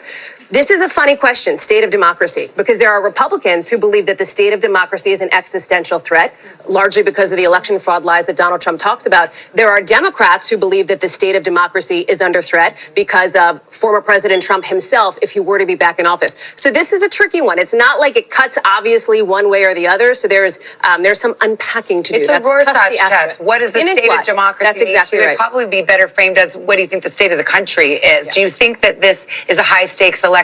Do you think it's a do or die? Is it existential? I think that's what people are responding to, and perhaps why we see that being the top issue. Well, and it's so mirrored in what we saw in the closing arguments of both of these campaigns. You saw Vice President Kamala Harris try to argue that Donald Trump was a threat to democracy. You saw Donald Trump make arguments that his political rivals were the quote-unquote enemy from within. And so it is a Rorschach test, and it also just speaks to why, as we watch these states come in, the battlegrounds seem to be very sharply divided, as our polls indicate. Right track, wrong track always kind of leaves you with that question. Is, are we judging a president, or are we judging just the overall sense of life these days? Absolutely, and the fact that you have this significant majority saying that the country's headed in the wrong direction. You know what it is? A challenge. It's interesting because we haven't talked that much about that thing that happened this summer where Joe Biden had a terrible debate and he was expected for 18 months to be the candidate, and then he wasn't. Do we have any indication in any of these early numbers how Kamala Harris is performing compared to how he may have performed? I mean, it's a hypothetical. I was going to say favorability is probably what gets us there most closely. I don't think we have those graphics ready to pull up, but Joe Biden, if my memory serves, is something at like 41% favorable based in exit polls, which was a question that was asked. She is at something like, I want to say 48%. So she is, or 49%. She's outpacing where both Joe Biden and Donald Trump were. But Savannah, I'm so glad you brought this up. We called Delaware like an hour ago, right? Joe Biden's home state. And it made me think about what a different race this would look like, how different tonight would look if Joe Biden were still on the ticket. Vice President Harris has done this thing where she's tried to both distance herself from President Biden. She told me in our interview just a couple of weeks ago, Joe Biden is not on the ticket. Like, I am the one who is running on the Democratic ticket, which she's right. She is on the top of the ticket.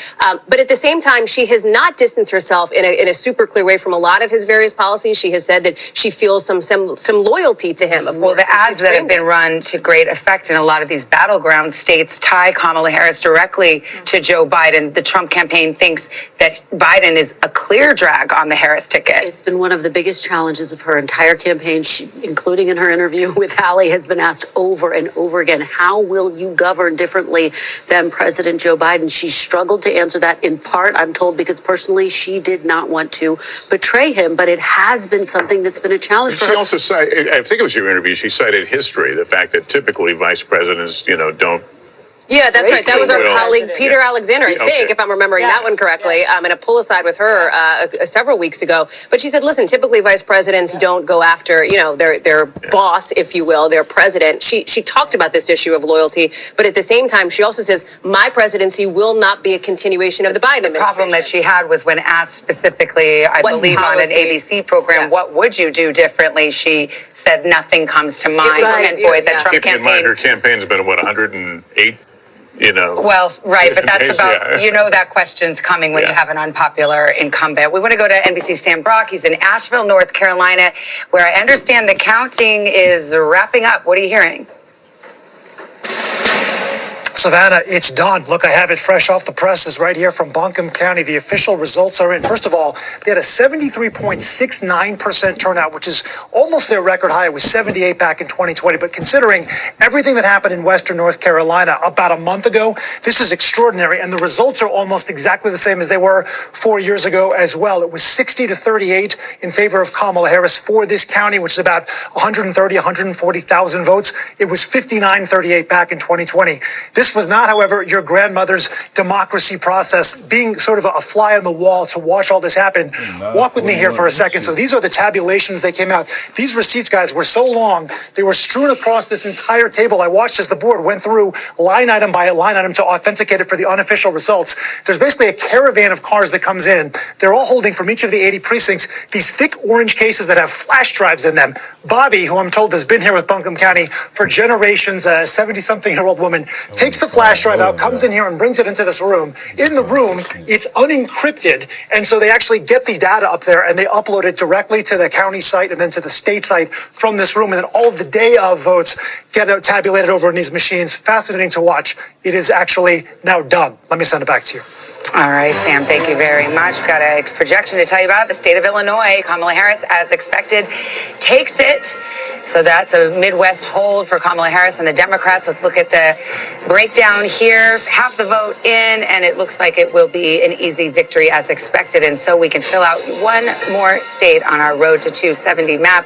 The state of Illinois going to Kamala Harris. Let's go to Tom Yamas. You're in North Carolina, where we just heard straight from the horse's mouth. Buncombe County, right there. Asheville has been through so much with Hurricane Helene, and Sam Brock had the poll results in his hot little hands. But were you calling him a horse? That's like, I'm not sure if you were or not. Sam's a tall drink of water, but he's no horse. He's a handsome man. So listen, along the lines of from what he was reporting, and I just checked out those Hurricane Helene counties. We can show you the ones that were affected by the floods. Let me go. Hold on one second. Here we go.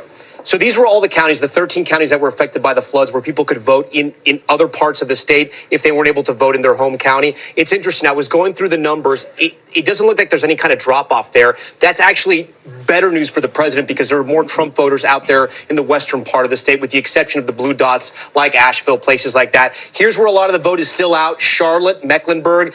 Look, Trump is on top right now statewide. Mecklenburg is the place where Democrats, I'm going to keep going back to Mecklenburg when we talk about North Carolina.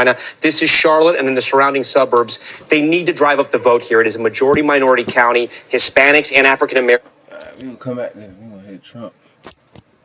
Since I can't find Kamala, let's say some Trump.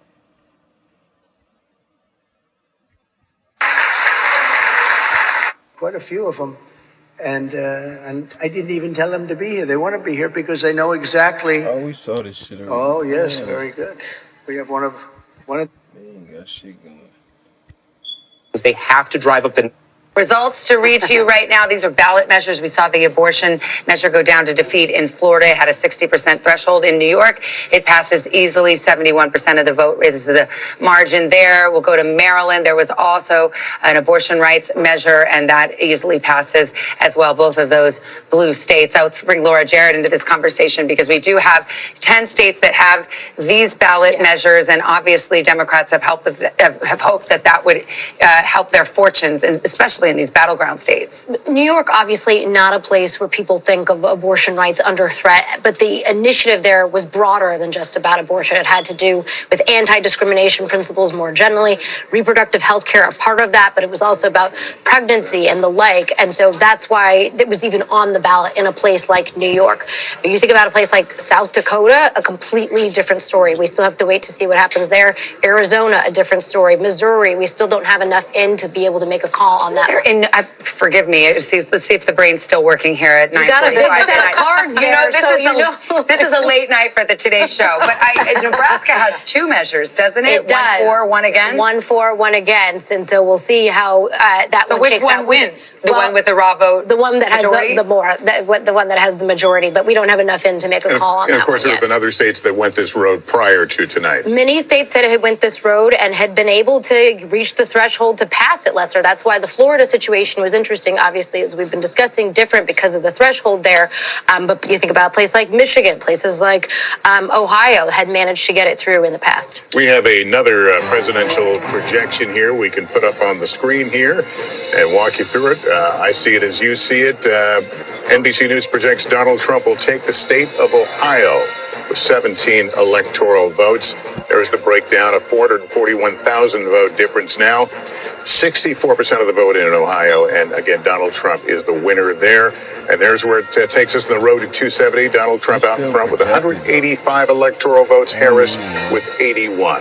All right, let's go to Savannah Sellers. We always need not one, but two Savannahs sitting at the desk at any time, if possible. Exactly. Savannah, I mean, you've been looking a lot into the youth vote, and we were just talking about abortion. And for young women, that obviously is a galvanizing issue for many of them. It certainly is. For young women, it is their top issue. And that's where we're really seeing a huge gender divide also. For young women, 42% saying it is their top issue to just 10% of men saying that it's their top issue. When you talk about men, it's what you guys were mentioning earlier. The threats to democracy is up there, as well as the economy. There are certain states, too, where we are seeing, I know were talking about North Carolina a moment ago, where we are seeing Trump improve specifically with that young men, the under 30. In North Carolina, when I came to set just a little bit ago, 60% said they supported him. That's up from 42% that voted for him back in 2020. So continuing to watch that. Abortion was also one where I saw a lot of activation on those college campuses all over the state of North Carolina, just talking about getting out to vote for the presidential ticket with that being attached to it. Of course, with the issue being attached to Harris and within Michigan, as well as in Arizona. Arizona's an interesting one, though, because, of course, as I'm talking to the expert when it comes to Arizona, but the state of ASU. We're going to check out on the blue wall here, and we have a new characterization in the state of Wisconsin. Our decision desk now calling it too close to call. You can see Kamala Harris out front right now. 23% of the vote in there, but again, too close to call in Wisconsin. Our election night coverage continues next with another batch of poll closings, including a critical swing state. We hope you can stay with us.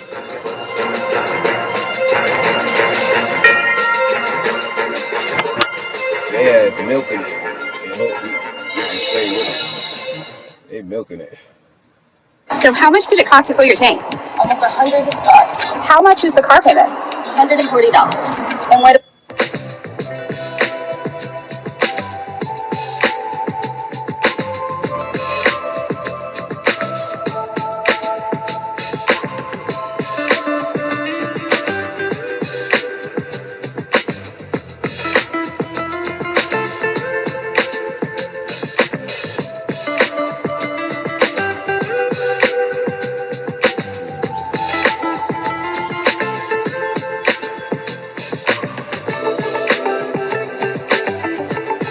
Who y'all think gonna win? Let me know in the comments who y'all think gonna win, man. I already got one for Harris, but she think Trump gonna win. My boy Gleazy said Trump gonna win. Who y'all think gonna win? I honestly think Trump ain't gonna win. I don't know. For some reason, I don't think he's gonna win. All these is early votes. The votes ain't even in yet.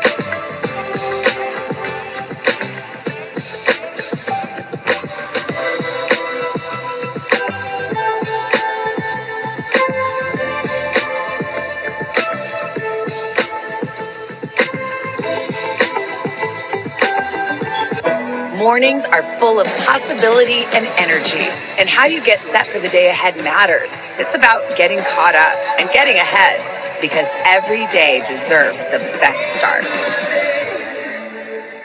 I gotta switch that YouTube too. Not the YouTube, the Instagram. I'm about to make another Instagram. Real blog on Instagram, not mine. All right, as we come out of the commercial break, a new characterization here in Pennsylvania. Our decision desk now calling this race too close to call. Kamala Harris leading right now with 34% in, but again, too close to call. We also have a new characterization on the state of Michigan with its 15 electoral votes. That will also go down in the too close to call column. These aren't surprises. These are states that we thought would keep us up late, and they will. They will. They'll live up to their billing. filling. We're also watching key Senate races, key House races. The balance of power in both houses of Congress are hanging in the balance. We've got Kristen Walker keeping her eye on some of those results. Yeah, Savannah, and some of these races are incredibly close as well. Let's take a look. We're going to start in Wisconsin. This is one of those races where Senator Tammy Baldwin, looking for a third term, was out front several weeks ago, but the polls really narrowed, and here we are. This race, too close to call. She's running against Eric Hovde, who is a real estate executive and bank CEO. Let's go to Pennsylvania now. The Pennsylvania Senate race, incredibly competitive. Senator Bob Casey looking for a fourth term against Trump-backed businessman Dave McCormick. Again, this race still too close to call with 34% of the vote in. Let's head to Texas now. Colin Allred, former NFL star, making this a more competitive race than anticipated in red Texas. Senator Ted Cruz looking for re-election there. We'll continue to watch that. And the Senate race in Ohio, too early to call. Again, this is too early to call. Senator Sherrod Brown looking for a fourth term against Bernie Moreno. Let's take a look at how the spread is in the Senate. Republicans, again, have picked up one seat, with Governor Jim Justice winning that Senate seat there after Senator Joe Manchin announced he wasn't running for re-election. The Ohio Senate race, really significant, guys, and one to watch. All right, we've got a call on the Kansas presidential race. Donald Trump is the projected winner in Kansas now. NBC News can project. Let's see where that brings us. Here's the breakdown right now. 31,000 vote difference, but again, Donald Trump will win there. Let's take you to the map and see where we are on the road to 270. Donald Trump with 191, Kamala Harris 81 electoral votes. And we also want to go back and revisit, I think we have Michigan and Pennsylvania, I think, both too early to call. Too close to call at this hour. There we go. Yeah, we'll pause there. Let some of our other stations catch up with us as we show you the road to 270. The map filling out, but we got a lot of work to do.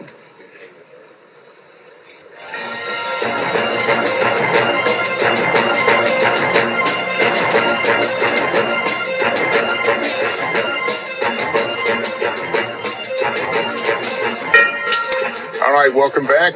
Here is where we stand right now on the road to 270. The map is slowly filling in.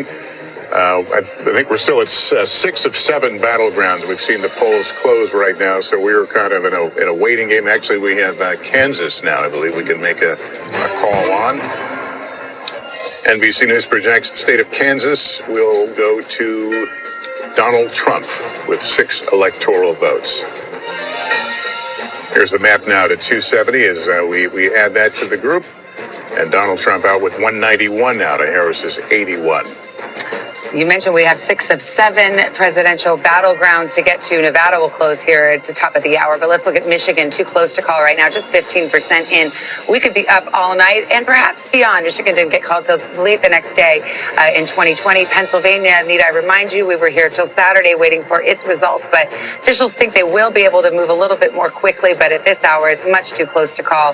A tight race there, difference of 48,000 votes, so we will see how that shakes up. About 9:53. We've got more polls set to close soon.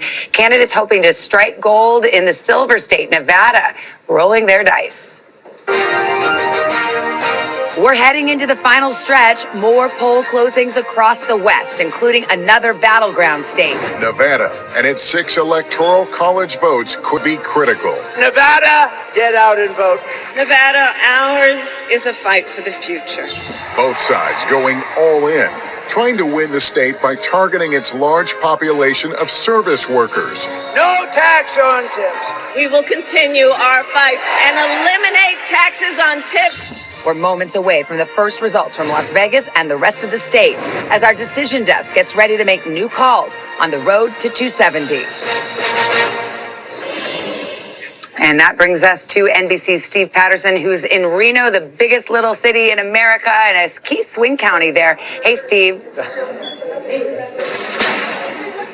Hey, Savannah. I have some bad news if you like to sleep in this state. We're maybe about 5 minutes before the polls close, or do they? And I say that because the lines are still ridiculously long. I'm in Washoe County, as you mentioned, in Reno. This is the Washoe County complex. It's like where all the government buildings are, the county clerk's office, registrar of voters. If you come this way, you can see this line snakes beyond the county recorder. That county recorder means you have 40 minutes to go left if you've reached this point.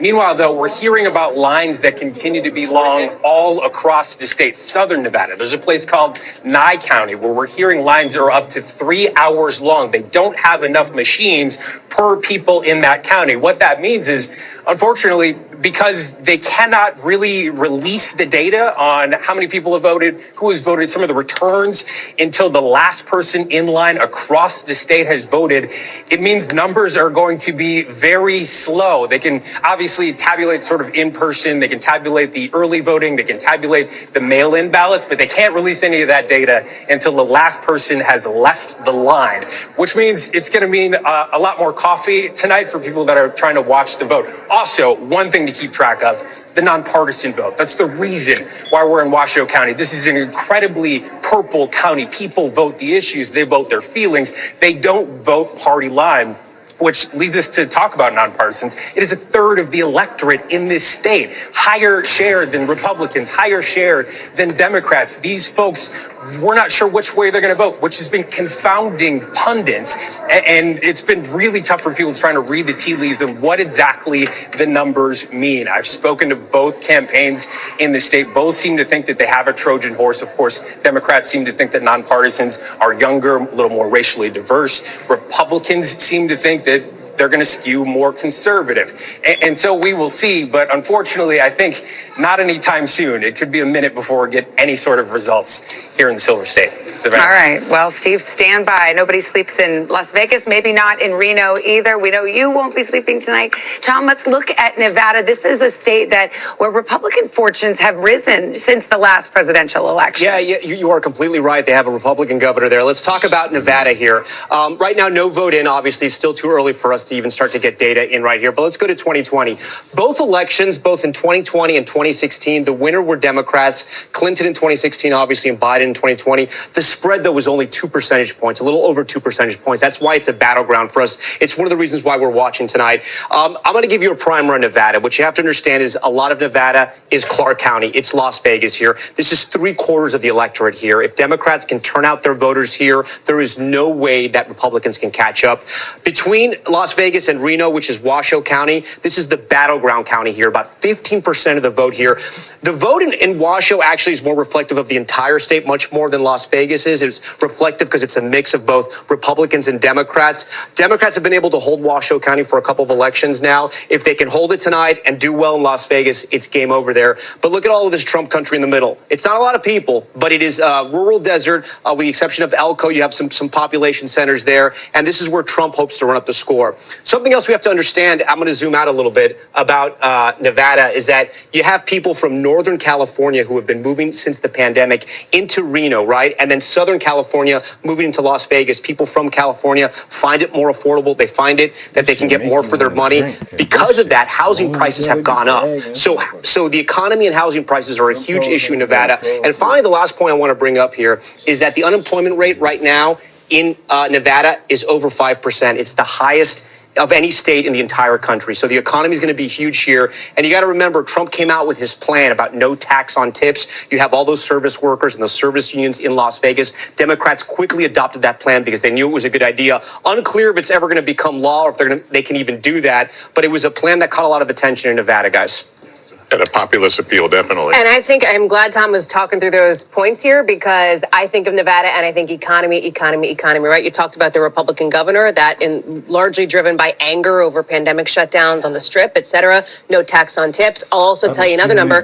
I think it's $3.80, just about $3.79. That's the price of a gallon of gas in Nevada, the highest of any battleground state. The economy is a big factor in this state, as are the Latino population, of course, and that's another factor that Democrats for a long time had a big registration population advantage, but that's all but disappeared. And as you mentioned, a Republican won statewide office, the governor's race in 2022. It's also one of these states with an abortion ballot initiative as well, and a state that the Trump campaign believes you could see some ticket splitters on that. And it's a competitive Senate race in Nevada as well. We talked about the fact that some of these Senate races, if you rewind about a month ago, weren't so competitive. It is incredibly tight. Senator Jackie Rosen looking for another term. Look, if the way so far that Donald Trump's performing tonight versus Harris, this really is an indictment of the Democratic Party for the last 3 years.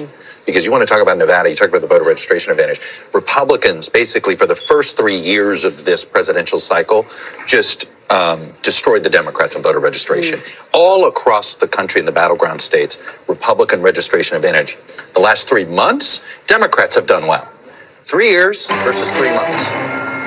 So far, the 3 years is paying some dividends for Trump. All right, there's the countdown. We are waiting for another batch of closings, and this will bring us to Battleground Nevada, which is our last battleground state we've not heard from, or the last to close the polls.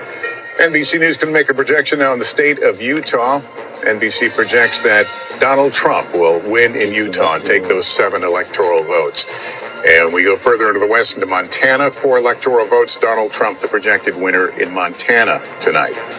Here's the map, the road to 270. Donald Trump now with 201, Harris with 81. That's the road to 270. Well, let's put Nevada up on the map here. It is, as you might expect, too early to call. And if you remember, in 2020, we didn't get a result in Nevada until Saturday, so we could be waiting a while. Oh, yes, we remember. Oh, we remember. You can send your Don't even bring it up. Everyone's triggered here. Okay, Pennsylvania, too close to call. Got to say, that was a Saturday call as well in 2020. Michigan, too close to call there. Let's see how much vote we've gotten, though, at this hour. Just 16%, so there's a lot of vote to be counted there. We'll move over to the state just nearby, Wisconsin, the other industrial Midwest battleground. 35% in. They are making some progress, but too close to call. Georgia, too close to call, but we are getting to a much higher number. We can get down into the counties in just a bit with Tom Yamas. He's right over there. North Carolina as well, starting to count more vote, too close to call. And finally, out west, the great battleground state of Arizona, too close to call. That's another one that may take several days before we get results. So let's go to Tom. And I mean, Pennsylvania, we cannot talk about it enough. It may all hinge on Pennsylvania, just as it did in 2020. Yeah, and earlier I was talking about Eastern PA, guys, not to talk about Western PA. Go Steelers fans. Let's start in Pittsburgh and Allegheny County here. 66% of the vote, and let's compare it to 2020. Slightly overperforming. That's good news for Harris, because that's what she needs to do there if she wants to win the state of Pennsylvania. And look at this, Butler County. You'll remember that's where that first assassination attempt took place, just miles from Pittsburgh. Look what a different place this is. Trump is on top. 71% of the vote is in. He got 65 in 2020, 65%. He's now at 64. He's essentially performing where he needs to be. I also want to see how the vote is in these Western communities, Western PA communities, because fracking was a big issue here. Vice President Harris had to change her position on that. Washington County, right here on the border, Trump with 60% of the vote. Let's see how he did compared to 2020. It's about the same. Westmoreland right next to here. It butts up against Allegheny County. 47% of the vote is in. He's at 65. So he's kind of where his marks were in 2020. Remember, he has to do a little bit better. Erie is the one that we're going to be watching. This is the big swing county. We only have 1% in. The reason why we're watching this is because Erie almost always picks the winner of the election here. But we only have 1% in Erie County, but we'll be watching that. Let's move east now, because I know we have a lot of people from the Philadelphia area on the anchor desk tonight. See what's happening over there. Let's start in Chester County. Okay, so I'm going to give a quick whip around here. 2020, remember. So Harris has to drive up the vote in the suburbs just like Biden did and try to turn out that vote in Philadelphia County. So Chester's one of those ring counties. Let's move over to Delaware County here. She's overperforming there. Only a quarter of the votes in. Let's get to Philadelphia County here. 79%. She's going to want to increase those numbers. Again, we're still waiting on a lot of the vote. It's still very early. Remember, some of these counties are going to report late. Monco, 28% in, 69% overperforming there. This is where Governor Shapiro is. You may remember that. She closed out her final ad, sitting right next to Governor Shapiro, making sure the people of Pennsylvania saw that. And then I want to park on Bucks for a while, and then I want you guys to talk a little bit about Bucks. 24% in, but this is the county, the ring county around Philadelphia, one of those collar counties that Republicans thought they could make some inroads here. More working class than some of those neighboring suburb areas, counties. They say Southern Bucks might be a little bit more Trump country. That may have changed this election. We're going to have to wait and see. But you can see here the numbers aren't as high as they were with 24% in, 56% of the vote. Trump's going to have to try to run up the vote a little bit here if he wants to do better. I'm going to look at one more area before I send it to you guys. This is the swing here. Northampton almost always picks the winner in Pennsylvania. This is Easton. This is Bethlehem. That's that whole Lehigh Valley area there. Biden was at 49. Harris is right there. Look, guys, it's tough to draw any kind of information on who's on top or who's lower right now. Still too close to call. Trump's on top at only about 17,000 votes. You remember the spread in 2020 was about 80,000 votes. So a lot of votes still out here. One thing I do want to mention, there was an exit poll out of Pennsylvania on Latino voters, and they broke for Trump in a major way. That could possibly be a deciding effect here in Pennsylvania because you're talking about 600,000 Latinos that are registered to vote. Guys, back to you. Can we talk a minute about the amount of money that is spent in some of these races? Pennsylvania, I'm looking here, Pennsylvania, Biden, Harris plus the DNC, $131.7 million. Yeah, 314 million, I think, overall when you add both campaigns together. $1 billion if you throw in the Senate race. That's right. That's right. No, on one state. Yeah. I remember making a big deal like 12 years ago. We had $1 billion presidential campaign. One state. Isn't that so funny? Because it started out as a tie, and now tonight we're ending up, and it's a tie right now. But we'll see what happens. Yeah, we're going to be living and breathing Pennsylvania. That's interesting, though, what Tom just mentioned about the exit poll. And again, do your caveats, but for Trump to win the Hispanic vote in Pennsylvania would be pretty huge because there's a big Hispanic population in Pennsylvania, especially in that Lehigh Valley. That's right. There's a big Puerto Rican population in Pennsylvania too, the most of any battleground. So let's talk about where that is. And I want to start with the national Latino vote here. And Savannah, love you for the grain of salt caveat. We know that these exit polls could shift a little bit. But here's what's so interesting here. It is Kamala Harris, of course, the vice president, who is winning the Latino vote over former President Trump, 53% to 45%. This is nationwide. But the number that you want to look at is 45%. That is because of the overperformance of former President Trump nationally among the Latino vote. And you can see it here. He's 45% this year. 2020, I mean, this is a double-digit plus overperformance from where he was just 4 years ago. And if you get into some of these key battlegrounds, Tom mentioned Pennsylvania. We were just talking about Nevada, looking at my clock where the polls closed like 7 minutes ago. It is a similar story here. If we can pull up Nevada, you can see Latino voters, about 17% of the electorate there, broke for Kamala Harris, 48% to Donald Trump, 46%. But again, it's about the overperformance. He is doing better with this group than he did 4 years ago, again, by a double-digit margin over the course of 4 years. So as I walk back to the desk, I will tell you, this is something, and Kristen, I know, will back me up on this, as we've been talking to our sources around the Trump campaign. What did we hear again and again? That they thought they were going to overperform with Black and Latino voters. Latino men, an interesting and important story here tonight, guys. I want to bring in someone from our insider's desk right now. Jim Messina was campaign manager for President Obama's reelection in 2012. Jim, what are you seeing here right now? And what are each of the sides telling themselves based on this data? Yeah, it's a great question. So Tom just showed the most important two counties that I'm following in Pennsylvania. Early vote in Allegheny County, Pittsburgh, better for Harris than expected. Then you look at Bucks County. When I was Obama's campaign manager, I was obsessed with Bucks County. And so far, it's looking like very early numbers, but she's doing really, really well. We talked about the Latino vote. That is a very scary number for the Harris campaign, and they're going to want to do better. But the thing around the exits that we haven't talked enough about is really the senior vote.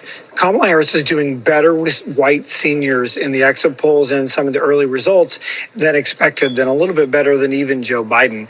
You'd rather have those much more high propensity voters and a lot of a bigger overall number with those seniors. So those are three things that I'm seeing very early that make her campaign pretty happy. But in general, Trump is running up numbers in rural better than he did in 2020, which has to concern the Harris campaign. And we talked a lot about young men who were breaking for Trump. We saw the MAGA hats and some of the long lines at the universities. Yep. Is that unexpected to the level of the lines you're seeing? I think both sides have a little bit of excitement here. I've talked to Harris officials in the last hour who said, look at the lines in Penn State, look at the lines in Arizona, look at the lines in the Philly college campuses. They feel really good about their ground operation. They have the best ground operation person in American politics, and Jen O'Malley Dillon is the chair, who has built $1 billion field campaign for this moment. And they're really going for it on the college campuses, and they kind of need it right now. Jim Messina, good to see you. Thank you. All right, we've got a winner to announce. Kamala Harris takes Colorado as expected.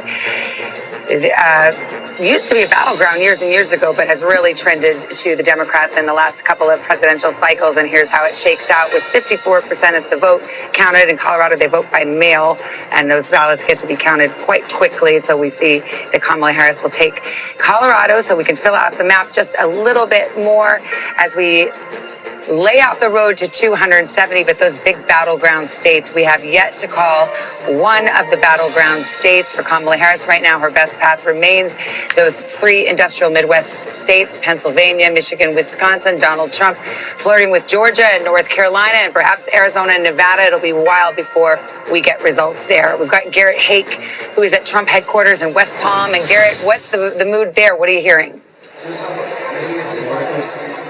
Sven, I've been talking to Trump campaign officials, and look, we all know the cliche on election days where you hear campaign sources say they're feeling cautiously optimistic. What has happened in the last half hour is my sources have stopped using the word cautious to describe their optimism. They are feeling increasingly confident as more and more votes come in, despite the fact that no battlegrounds have been called, that their theory of the case is being proven correct. And what I mean by that is the Trump campaign set out at the beginning of this race to expand the Republican Party. They knew they couldn't win with their old coalition. They had to get more younger voters, more black voters, more Latino voters, even by small amounts to join their coalition. In the battleground states, they are seeing that happen. And if it does happen, it would be a historic realignment of the parties. Now, again, none of these battlegrounds have been called, but with all the battleground, states now closed, the voting is done, except for the folks who are waiting in line. They feel like there's not much else left for them to do but watch and wait in an increasingly optimistic atmosphere, both here at West Palm Beach and at Mar-a-Lago, where Trump and his closest allies, friends, and family are watching the results come in. Savannah. All right. Thank you, Garrett. All right. Let's go with Peter Alexander now. He's with the Harris campaign in Washington, D.C. What's the optimism level there tonight? Well, I think there's certainly a level of anxiety, at least according to some of the Harris allies with whom I've been speaking to over the course of the last hour or so. One ally telling me that, just look at the state of North Carolina. Josh Stein, the Democrat, winning his effort to become the state's governor. That we were able to project a while back, but obviously not the same for Kamala Harris, at least not yet. That indicates that there's clearly some split ticket voters there. Some folks who will be voting for Josh Stein as governor, but then Donald Trump as president. Otherwise, we would have a projection already in that state right now. They say that is an indicator that gives some anxiety right now going forward that North Carolina may not be a state that they're able to win. If that happens, and these are all ifs, it's all very early here, that does again shrink their path to victory to 270. They really are relying heavily on those blue wall states right now. And one of those key states obviously is Pennsylvania, the biggest prize of them all with 19 electoral votes. I spent many of the last several days up there, and I was in the urban centers where the Harris campaign put a lot of its energy, including in Philadelphia, and particularly in places like Philadelphia where they were sending buses up there to knock on doors to help swell the number. They're really relying on big numbers in places like Philadelphia and the collar counties that surround it. They need to run up the numbers among some of those suburban women in particular, the suburbs more broadly right now, and in Philadelphia. So that's where a lot of them are hanging their hat, at least according to the allies I'm speaking to right now. We're going to keep a close eye on that as this night progresses. All right, Peter Alexander, thanks very much. I think we have a call now in the Texas Senate race. NBC News projects that Ted Cruz will retain his seat again in Texas. Democrats have taken some big swings in recent years in Texas, but unable to land a haymaker. Colin Allred will come up short tonight in his bid to unseat Ted Cruz. Let's go to Chuck on this because, Texas is the white whale for Democrats. Chuck Schumer, the Democratic campaign committee, threw money in Texas at late in the game, thinking maybe there was something going on there. Texas has a very restrictive abortion ban, as we know. The Democratic Party went way late into both of those two races. They sent a signal to donors for a year and a half. We're not going to bother with Texas and Florida. They're too expensive to do, and they had too many incumbents to defend in Ohio and Pennsylvania and all of that. Then Allred just kept hanging around. So they thought maybe late money, but this is, you don't just flip a, notice we haven't seen any big flips tonight in general. You don't just flip a state in 3 weeks. You don't just show up in 3 weeks and think magically things are going to happen, not with how embedded, not with how nationalized our conversation is, not with how polarized we are. And this is a case where at some point the Democratic Party, if they're serious about Texas, they got to spend 4 years there. You can't just do it in 4 weeks. And it's the same story we just talked about in Florida. And this is the difference. Again, I go back. The Republican Party for the last 4 years has been much more aggressive. You heard Garrett talk about it, and the Trump campaign is flexing its muscles because it worked. They had massive voter registration campaigns for the last 3 years, and it has padded them. It's what Texas, look, Republicans got stronger in Texas. I mean, that Latino vote in Texas, when you've got over 60% Latino men moving in Texas towards the Republicans, that's realignment. That is realignment that's happening. And I think we have another Senate call to make now in the, I believe in the state of Maryland. NBC News projects that in Maryland, Angela also Brooks will win. And there's against Larry Hogan, former governor, difference 171,000 votes there. So here's the Senate at this hour. The Republicans have picked up 1 seat. They need to pick up 2 to take control of the Senate. And the ones hanging in the balance right now in terms of that are Ohio, Sherrod Brown in the fight for his political career in Ohio. We've got Michigan we're watching. Alyssa Slotkin trying to hold on to that seat after her retirement there. And Montana would be the flip. If it flips, that would give Republicans control of the Senate. Absolutely. I think Montana and Ohio are the two, if you are Republicans, that you're watching quite closely to see if they can flip those states. I do think it's notable when you think about the realignment that Chuck is talking about. You think about the state of Pennsylvania, the Latino voters, the split there, the fact that what Trump is running on, remember, is his first day in office to start a mass deportation plan. A lot of folks have asked him for details about what would that actually look like. He has not given them, but it is notable that he's increased his support based on what we're seeing so far amongst Latino voters, that is something that has resonated with them. Democrats making that late play to try to win them back. And so far, based on what we're seeing, didn't work.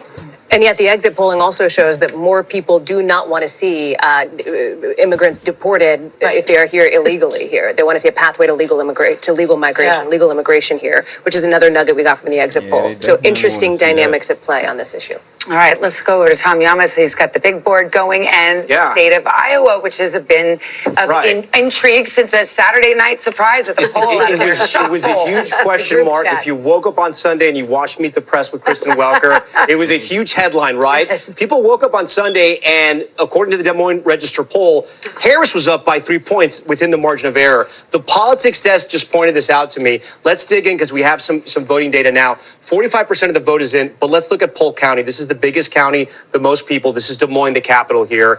So she's on top, 55% to 43%, 94% of the votes in.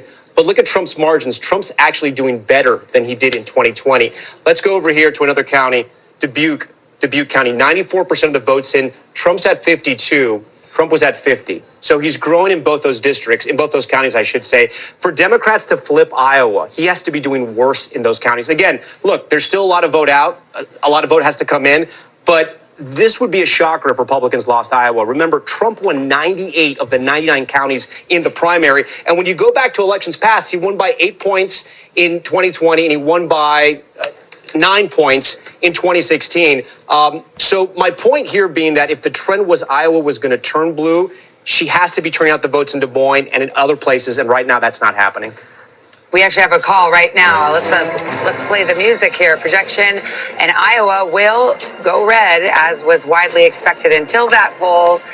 Right there, Trump wins the 6 electoral votes of Iowa, and so we can see the breakdown there with about half the vote counted there. So there was this thought that perhaps because of his restrictive abortion ban that just went into effect in July, and this highly respected pollster coming out, that perhaps there was going to be a wave of independent women who could somehow turn this red state blue. But this was not to be, Chuck. No, I mean, look, this is a miss because this looks exactly the way Iowa looked 4 years ago. You know, we're in margin of error range there. So, look, she thought she'd found something with the pollster that we're talking about, yeah. Independent women looking like they were choosing. And certainly we've seen some evidence of it in national polls, a point or two here or there. And look, I've seen it throughout the Midwest, but it's a point here or a point there.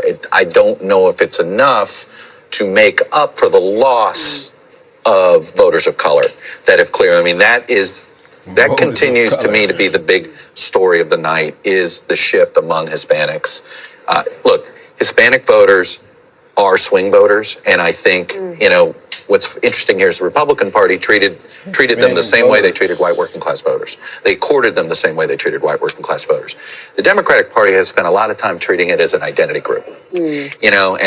Whether it's Latinx, which sort of fell flat, and so there's been a lot of hand wringing about this inside Democratic circles. A real split, it was a total misread, sort of by the coastal strategists, when it comes to how to target working class voters of color. And I think we're starting to see sort of a working class coalition start to drift to the right. Before, Donald Trump had working class whites.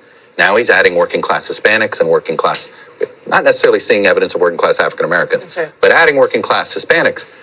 That becomes a very durable majority. Well, another way of saying that is the education gap. Well, it's the same thing. College educated or non-college educated. It doesn't matter your ethnicity. It matters your education. Right. But is it Donald Trump or is it the Republican Party? Or is it the Democratic Party?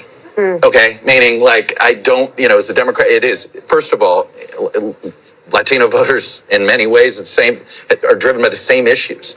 And there's one issue in particular, actually, that Republicans align closer with Latino voters, or Latino voters align more closely with the Conservative Party, and that's school choice. And that has been, and you can't help but wonder, both Florida and Texas have been very aggressive about expanding school choice. Where have Republicans made the greatest gains among Hispanic voters?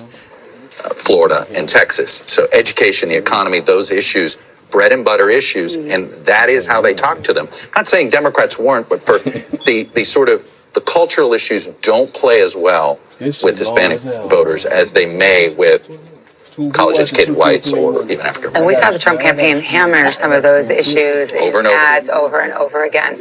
Take a break right here. Coming up next, things are heating up. The votes are rolling in. We've got the latest on the battleground states, and we're inching closer to that 270 mark. Stay with us. Election night rolls on.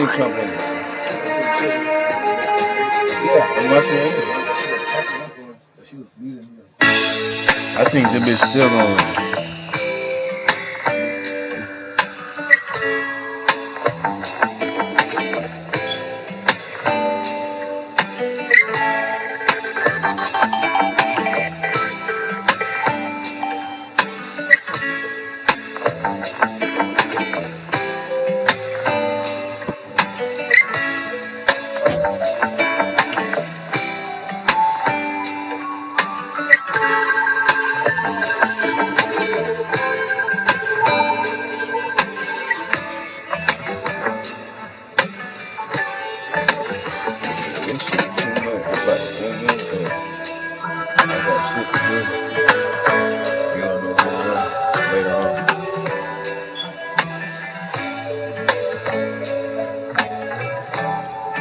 Back live streaming again.